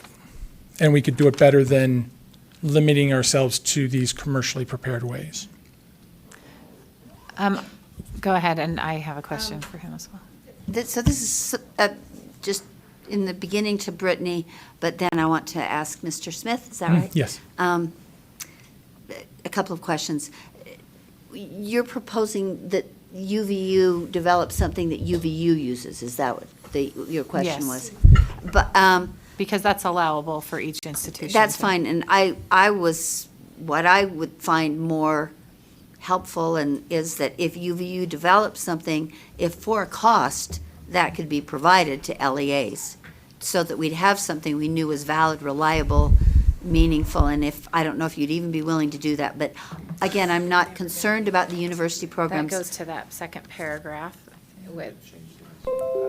Okay, all right. I'm more as a question to him, if he believes that is a doable practice. The second question is, if you were to do that and then provide that to LEAs, do you have any kind of a guesstimate of what would be a fair cost for every single teacher that UVU did that for, and it's using its unique tool?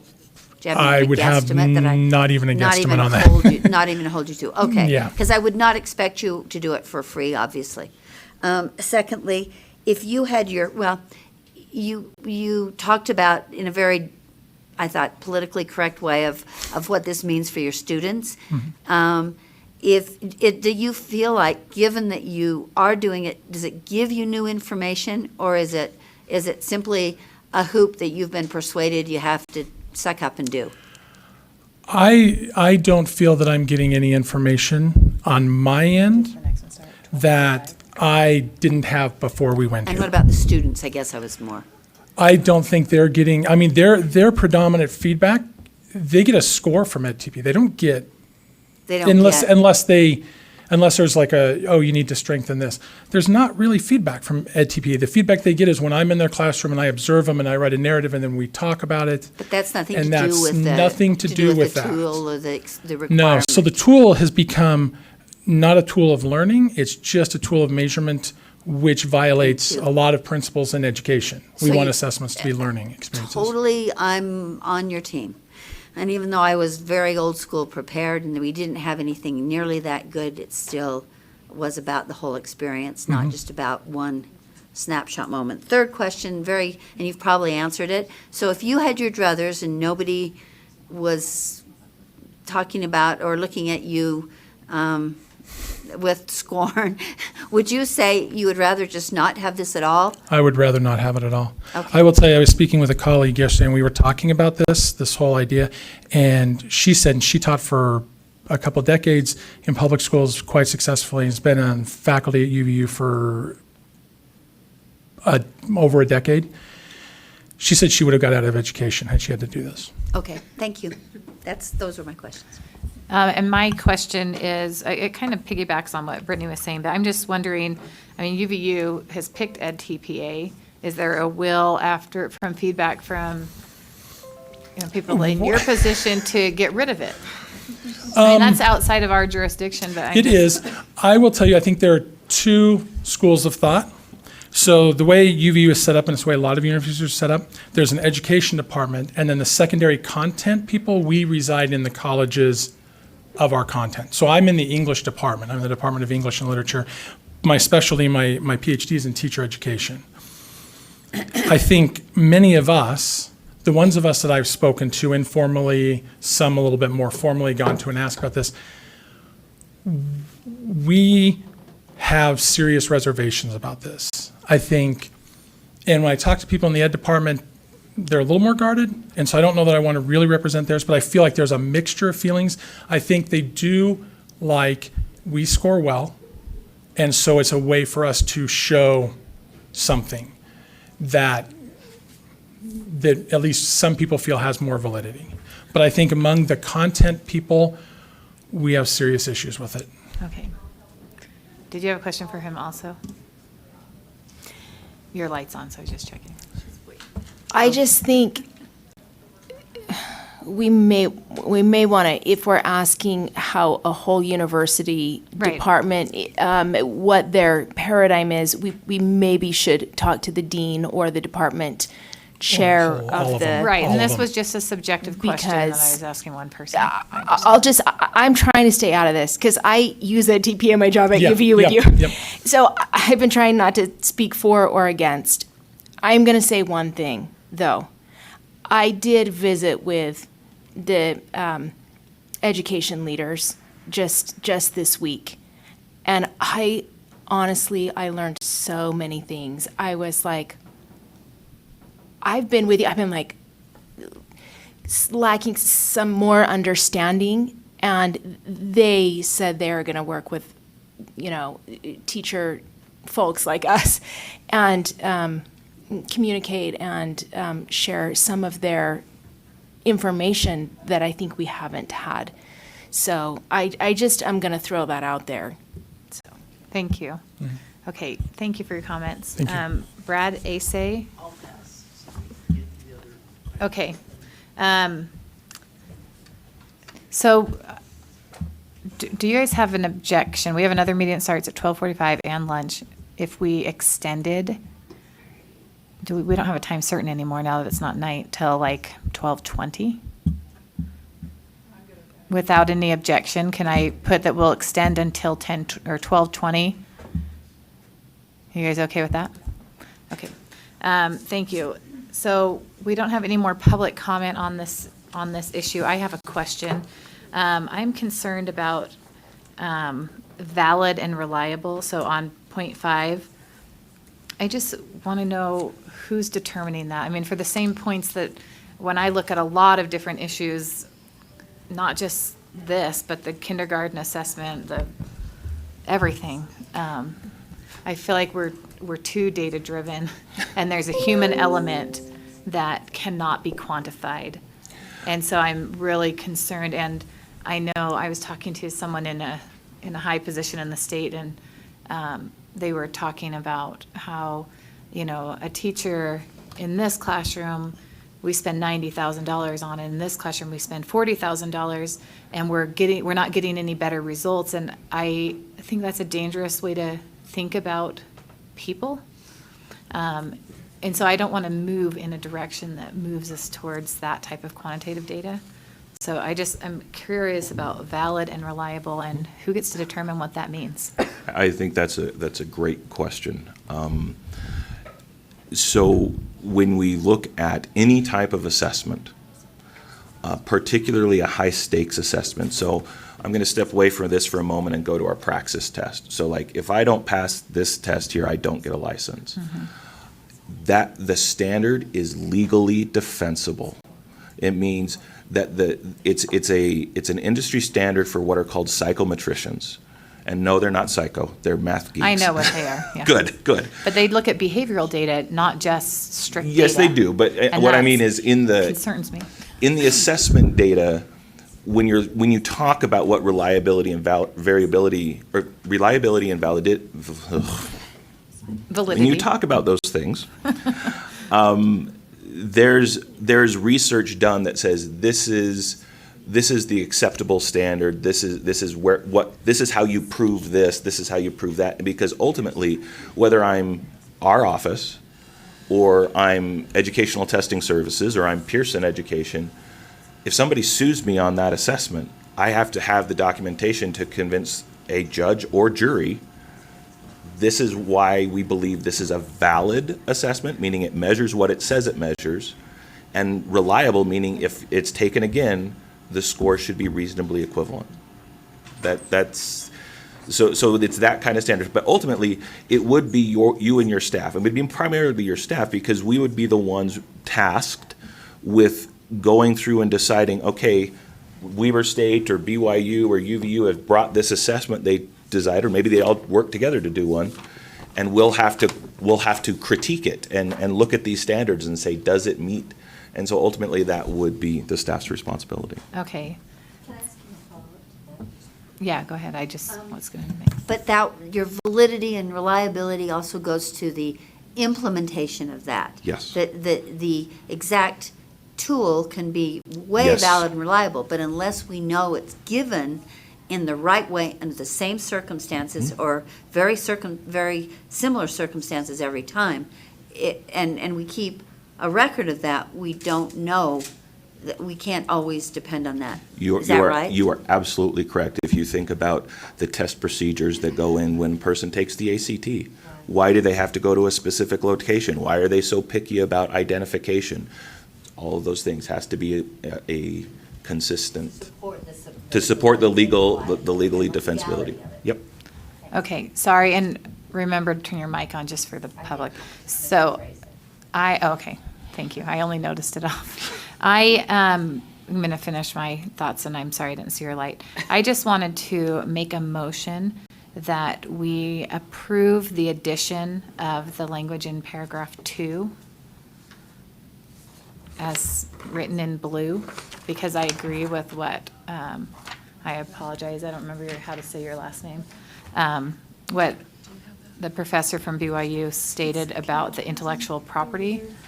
And so I would like to make a motion that we approve that. So that's the motion on the table. Is there any discussion to that? Do you want to discuss? I know you have another comment, but go ahead. I'd like to amend the motion to add the proposed amendment to 5E. Okay, I just wanted to see that. That's why I didn't put it on there. I was going to do them separate. And like, sorry, and to the question I asked earlier, obviously, this isn't, under current rule, we don't have to approve this. And so we're basically giving feedback to direction. And so I guess I'd like to amend it to, for staff to look at the proposed amendment for 5E and, you know, change the wording if they feel like the wording needs to be manipulated slightly. That's fine. But the intent of the motion of 5E would be incorporated into the next draft. Okay, and can we see that? Yes. Angie, can you give me Because I was the- going to split it. So Who- the who has it? amendment, Who has the thing? Just come off the thing and I can do it. Oh, I gotcha. Yes. I the can come off of amendment it. Sorry. to the motion is to include the language in 5E that was proposed. Yep. As soon as we get that up, then we'll see if there's any discussion to that. Misunderstanding. I thought I had a document you were wanting No, to show. no. I just wanted to bring it up, sorry. I guess while you're pulling that up, I haven't seen the language. I just want to state that I don't want to use too strong of a word, so I'm going to say abhor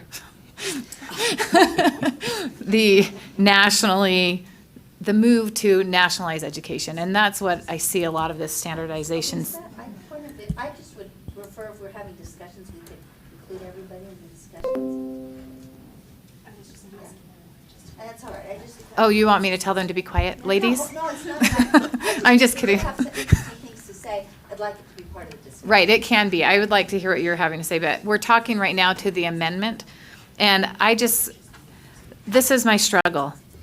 As much as I dislike this, I value freedom even more. And so to restrict a university from choosing a program that I completely don't agree with, I really struggle with that because that goes against principles that I feel even stronger about than my dislike for these national entities. So that's why I want to look at this compromising language, because I just struggle with telling someone they can't do something because for whatever reason they want in the fight should be at your university, that you try to get rid of that. But Elisa, can I If you speak don't to like that? it. I could come over there and just whisper to you. No, it's fine. I was just making my comment to this amendment and wanting to see it. Now you can go ahead. I wonder if your concern reflects what's happening in LEAs. I think we keep forgetting this is not just about university-prepared educators. This is about. I know it is. And so does your concern, you think that Everywhere. they should use anything they come up with? Whether it's has the same standards of reliability and validity that are data-driven and? Well, I don't think that I would prefer our charters aren't reaching out to these national entities. I prefer that they would choose to partner with some of the universities if they want, but I also believe in their freedom to figure it out on their own. We have to allow some failure. Even though there'll be state licensed teachers, not. Well, I haven't even looked at this yet, Okay, so. all right. I think I want to make sure we're thinking about both groups. Right. Well, I am. And Can I speak to that? Yeah, go ahead. There still is an element of flexibility, and and maybe this is naive in my understanding, but I still think districts want the best teachers there. Now, they can use what's available from different entities. They can use, if it's available, our universities working with districts, that ideally is what we want to have happen. But I still think there needs to even be flexibility for districts to choose those, not that they just allow anything to happen. That's not the point. That's why we have these set up, so that they are still meeting certain standards and such. But I still think there needs to be flexibility, even on the district level. And to that point, because they're busy, I would say I agree with you, Yeah. but these people are getting if they were getting granted district licenses, I would say I am totally fine with that. But they're getting state licenses, which gives me I feel like some pause and some responsibility to make sure that whether it's Granite District or San Juan District or Tintic, that it comes to a certain reliability and quality level. That's my concern. I feel like I'm responsible for these licensed teachers as a board member. I have to juxtapose that with choice and flexibility. Well, I think that's what it does. That's why I'm I'm saying. not- Okay. Not to- Well, Janet let's does have that. a little bit of order so that I can make sure we move on. Brittany? I was just going to speak for the amendment, is I think Thank you. that's exactly what we're talking about, is providing enough flexibility for educator preparation programs of any persuasion to have the flexibility to develop a program, but also to maintain the standards across the board that ensure that preparation and pedagogical preparation is occurring at all levels of that preparation. And so I think I appreciate this amendment that was brought to us today. I appreciate the language because I think it is a good compromise where we talk about maintaining the validity and the ability to understand what's happening, but also maintaining the need to be consistent and create standards. So. Thank you. So seeing no further discussion, the amendment on the table is to add the language on the screen, the proposed language on the screen, to the pedagogical standards. So it's under 5E. May I make a recommendation? Yes. Just one thing that I would recommend, I noticed that in their editing, they removed the word annual. I would prefer the word annual. I would recommend that because otherwise you haven't set up a cyclical nature of insurance. That's just my opinion. But one thing I would also add is that rather than replacing E, I would recommend putting it as what is currently on E and then or this. I would do it as an or statement. But that is just a recommendation. I can make it work either way. It's up on the screen, It's so you'll on have the to turn screen. around. I have a question about that, and maybe I don't understand how this works enough, but isn't this, they're preparing a teacher and they would be graduating? And I just don't understand the annual, I guess, because then the rest of their licensing comes to us. Right. Doesn't it? You're absolutely correct, because what this is not, these standards are not a policing of the student. So the comments from UVU were very good, but ultimately, the value that these assessments gives is it tells the university what they are and are not doing. And so Okay. this tells them, is the assessment doing what it's supposed to do or Okay, not? so the annual system, you're referring to the assessment. The assessment, Not yes. to who they're assessing. Absolutely, yeah, you don't need to take this every year. Oh my goodness, that would, That's a helpful clarification. yes. Okay. So that we're just voting on the amendment part to my motion, so it's just to add E. Or do you want to talk to that again? Sorry, I thought we were done. It's okay. Yeah, Board Member Earl then. I don't think we need annual in there. I think they're creating a system.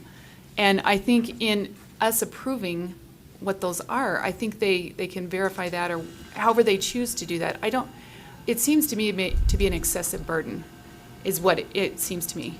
We need that in there as far as some kind of a system for verifying that. But annually, I just question, I'm not sure what all that entails right now, but if we're asking for that verification, I think that might be excessive. In their system itself, could outline what they're going to do with this, review of the process. Board Member Cummins? I'd like to amend the amendment. I'd like to add in the or statement, or utilize assessors, so bringing back in, so that way we don't inadvertently disallow the use of that process as well, so. Yeah, so it's the original language and then you put or. I would prefer that this is first and then the or. Okay, yep, we can do that. So that we're not emphasizing the outside look, but the homegrown first. Okay, so the amendment, sorry, I should have restated that first, but the amendment to the amendment is to use the current language and put an or, and if you're okay with it, flipping it. So this is first. Any discussion to that amendment? Seeing none, all in favor? Any opposed? Are you abstaining with Board Member Davis abstaining? So that motion passes. Now we need to go back to the other amendment, which is to add E as amended to the original motion. So the original motion, for your memory, is to add the proposed language in paragraph 2.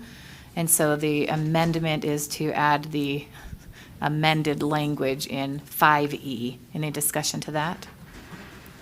Board Member Lear? I'm feeling like I'm getting mixed messages. When I said earlier, this is not the final document, this is more of an explanation. This is sending it to staff. Sorry, the first one was to ask staff to look at our recommendations. So are the changes This is not a final we're draft. making now are recommendations, and this document is not anything official. It's Not just yet. It's just. So if we can hurry and get through this, then I Taking- have 2 more rules that we. I do have one more suggestion then, if, it just, again. Well, it needs to be to this All right. amendment, and then we can. All right, fine. Okay, so, the amendment on the table is to add E under 5E to the document, to the motion. All in favor? Aye. Any opposed? Okay, so now we're back to the original motion as amended, which is to add the blue language in paragraph 2 for consideration, and the proposed language in 5E for consideration. And now you can make another amendment if you want. Can we just read this for a second? Sorry, did Board Member Davis abstain from both those votes? Yes. Okay, sorry. Yes, no. I'm sorry if I'm being dense. Can I speak? I'm sorry if I'm being dense, but this suggests it's approved by and it shall be available for use by any Utah preparation program at the discretion and the supervision of the assessment provider, which I'm assuming is the university. Is that right? Whoever created it, so the company, the consortium, the And will be whoever. subject to, but this doesn't say, it doesn't say for free, or it doesn't say for $1 million. So that would be up to them then. At who? For a cost to be determined by the provider? Since Would it's that be under accurate? since it's the provider who has the discretion and the supervision, part of that discretion would be whether or not it should have a cost. And That would then be at up a to them. cost, it might not, but at a cost, if any, to be determined by the provider. I don't want to suggest that this is somehow in the public domain, and now it's free to any XYZ small program or school that wants to take it and use it. Okay, so are you making an I would amendment? make an amendment to the amendment that says, available for use by any Utah preparation program, and I don't know, you're gonna have a lot of prepositional phrases now, At the but at a cost discretion and to be determined by the provider. Do you want that after or at the discretion? and I blah, don't blah, care. blah, blah? I just, you got a series of prepositional phrases, so I don't, and it's gonna be awkward, so just maybe, if this is the spirit of developing this, then we can, maybe you can maybe make separate sentences I think after. she wanted to put if any, at a cost if any. Yes, because I don't want to say it has to cost. Gotcha, Has to gotcha. be, there has to be a cost either. But I do want to allow a program that's developed something at some cost to the program itself to be able to charge for that and not be considered available to any Yahoo. Okay, so the amendment on the table is to add the proposed language up on the screen. Is that okay for you guys? I tried to break up the run-on sentence. Yeah, sorry. so it basically just puts a clause in there about cost. And you can do that, you can do that Any later. discussion to that We can- proposed Yeah, I'll- amendment, Brittany? If we go forward with this amendment, does it make the whole sentence unnecessary? And would it be better just to strike the sentence? Starting, which you mean, starting with when an assessment has met Yeah. the standards, the whole thing? Because Because, I mean, obviously, any educator preparation They can program already do has that. the ability to develop a program and own the rights to it and to allow, I mean, they can develop it and allow use, et cetera. And so would the sentence just be better stricken? The last, Go ahead. the last part of this, though, seems important. Subject to periodic review by the superintendent for continued compliance with these standards. I think that element is important to note in there. Well, yeah, it would change if you struck the sentence. If you struck the whole sentence, you wouldn't give notice that the superintendent could review this at any time for compliance. Except for on line E, they already have to have, no, we didn't say annual, we took that out. No, they took that. I think it's important that there be some monitoring ability. I don't want to micromanage, but I want to have that, because it's a state license, I feel like the superintendent should have the ability to make sure that the programs are maintaining their. Okay, is there any other discussion to this proposed amendment? Brittany?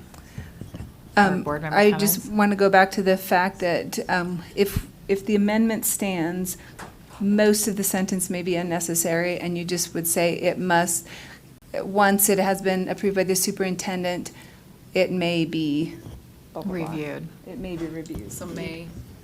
Which I'm fine, as long as we keep the last part of that, I'm fine. Travis? The only, I wanted to explain why we had that sentence even in there in the first place. You might wonder why.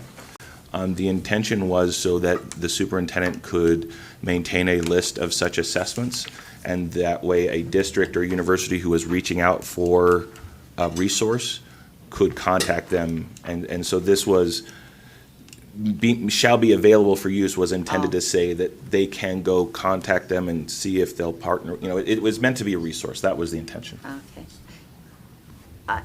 If this is coming back to us, could I suggest that we maybe make a Well, motion, which seems a little excessive, but Yeah. get rid of the sentence? I think that we are at the point where we are going to have to decide that we need to continue this discussion later. So I think we should vote on what we have right now. It gives them this direction.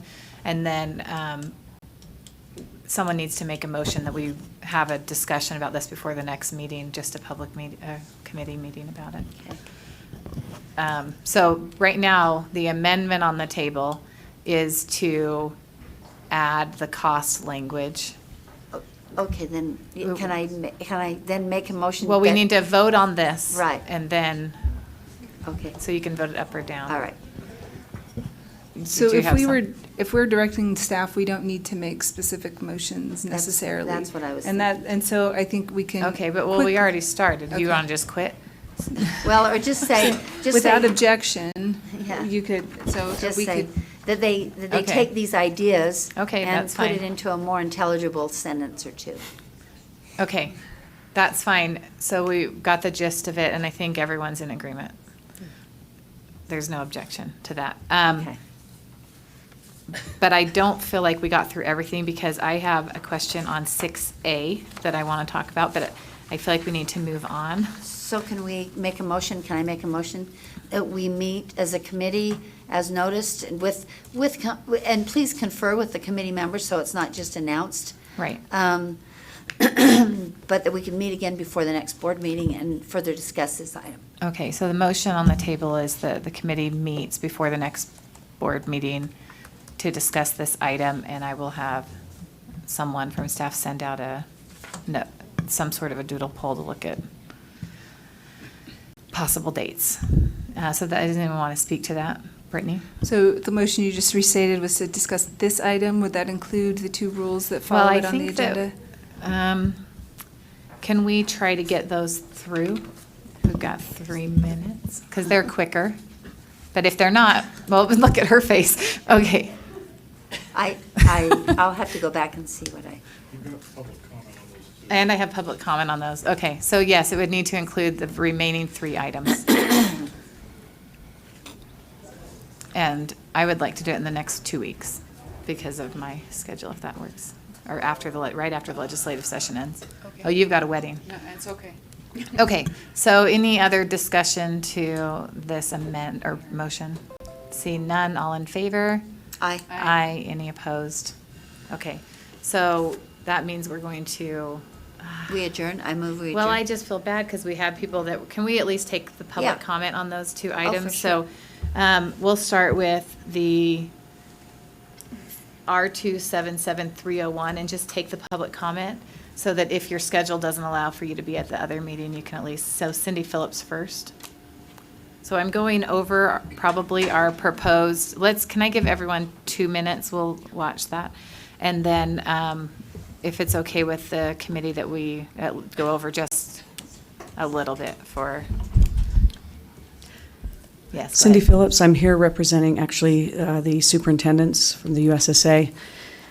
And I want to make a strong statement, preemptively, if you will, to this committee about the need for the continued flexibility that is found right now in the LEA-specific license.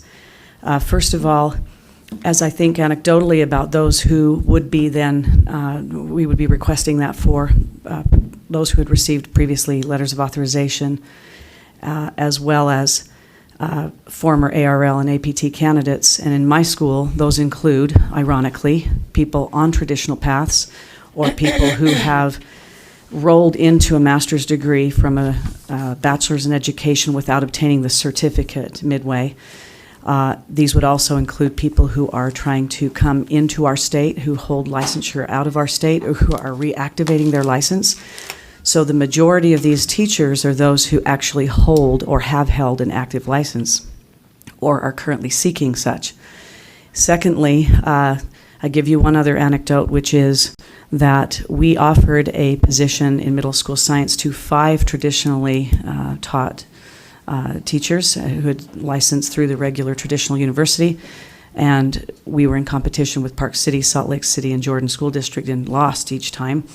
We ultimately hired an APT candidate with significant science background in her education, significant coaching background, so she was a shoo-in for middle school students, and she is currently pursuing a master's degree in education and will need a site license probably for 2 to 3 years.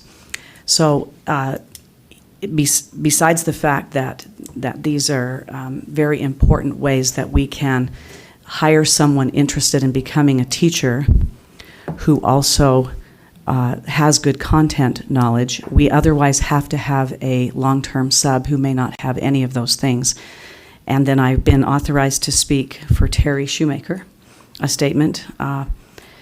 He wants to remind this committee that in a time of teacher shortages, it is disturbing at any time that school superintendents would have to continue to defend the need for LEA-specific licenses.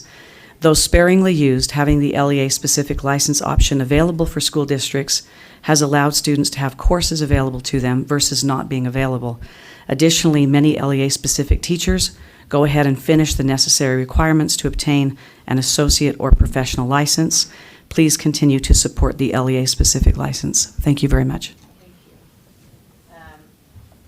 Sorry, we'll go to Vincent Bates. Okay, he's leaving. Brad?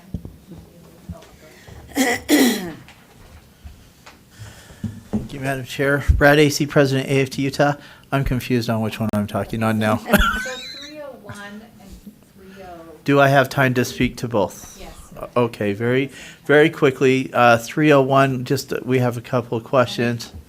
Let me ask a question. Are the proposed amendments in the public site? Yes, they are. Okay. Yeah, so and you that's what saw we those. pulled Okay, up, yes. thank you. What we're asking is on line 175, on lines 47 through 50. Our question is, we're wondering why those designations are in there, because they are licensed by Doppel. Or I'm just asking that as a question. Am I wrong on that? We just need a clarification, because those positions are licensed by Doppel and not an educator's license. Go ahead, thank you. Can you just? So these areas are indeed licensed in through Doppel in one way or another. The requirements to practice in a school or in private practice are not always the same. We actually originally proposed, as part of the task force work, removing the school social worker license, because there isn't a difference. There's very minimalistic differences, but there are financial impacts to LEAs due to some statutory funding sources, and so we left it in. That was why. Okay. Thank you. Line 152, we just want to know if that's a typo where it says section 5, not section 6. Yes, okay. Then speaking to 303, just very quickly, what is being set up here by the state board really was solved by the labor unions, the trade labor unions, decades and decades ago with the apprenticeship programs. This is what it looks like. My point for bringing that up is, with those programs, it's a 4 to 5 year program. It has licensing reciprocity across the United States. There's full-time teachers and instructors and mentors.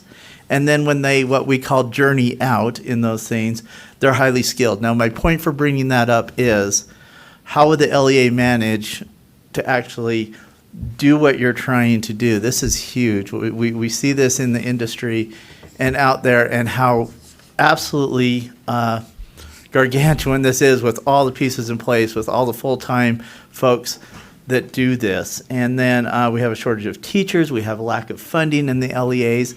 It's hard for us to comprehend how you would actually be able to determine these licensings, to determine these programs. My point is, the teacher ed programs provide for us the pedagogy, the field experience, the time for the feedback, which we've all heard today. And so we're just, as AFT, we're just trying to wrap our head around what you're trying to do is very large. We see it in, like I said, the unions and things like that, and all that goes into that. We're just not foreseeing an ability to really pull this off to where it's as effective. We have licensed electricians. If they're not licensed, your house burns down. It's a safety issue. Our children should not be any different than those that have the ability to get our folks licensed, those that have that expertise. That's what we would like to see, is to make sure. And I really appreciate the professors that are up there and those changes that you're thinking about of putting and working with those universities. That's it. Thank you. So I only have one more. Vincent Bates, did you want to talk about 303? Okay, so we have, oh, sorry, did you have a question? So we are done with the public comment. So I'm looking for, well, seeing that we've reached the end of our agenda, we are adjourned.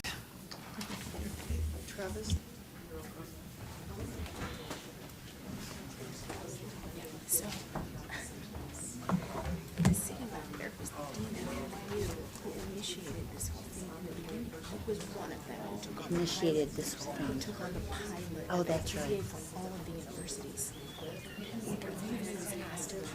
Right, which was really something that Milner was tied into. Exactly. So, I mean, initially, we were told, we're going to pilot this because Milner's going to make this a law, which I think is a stupid piece of advice.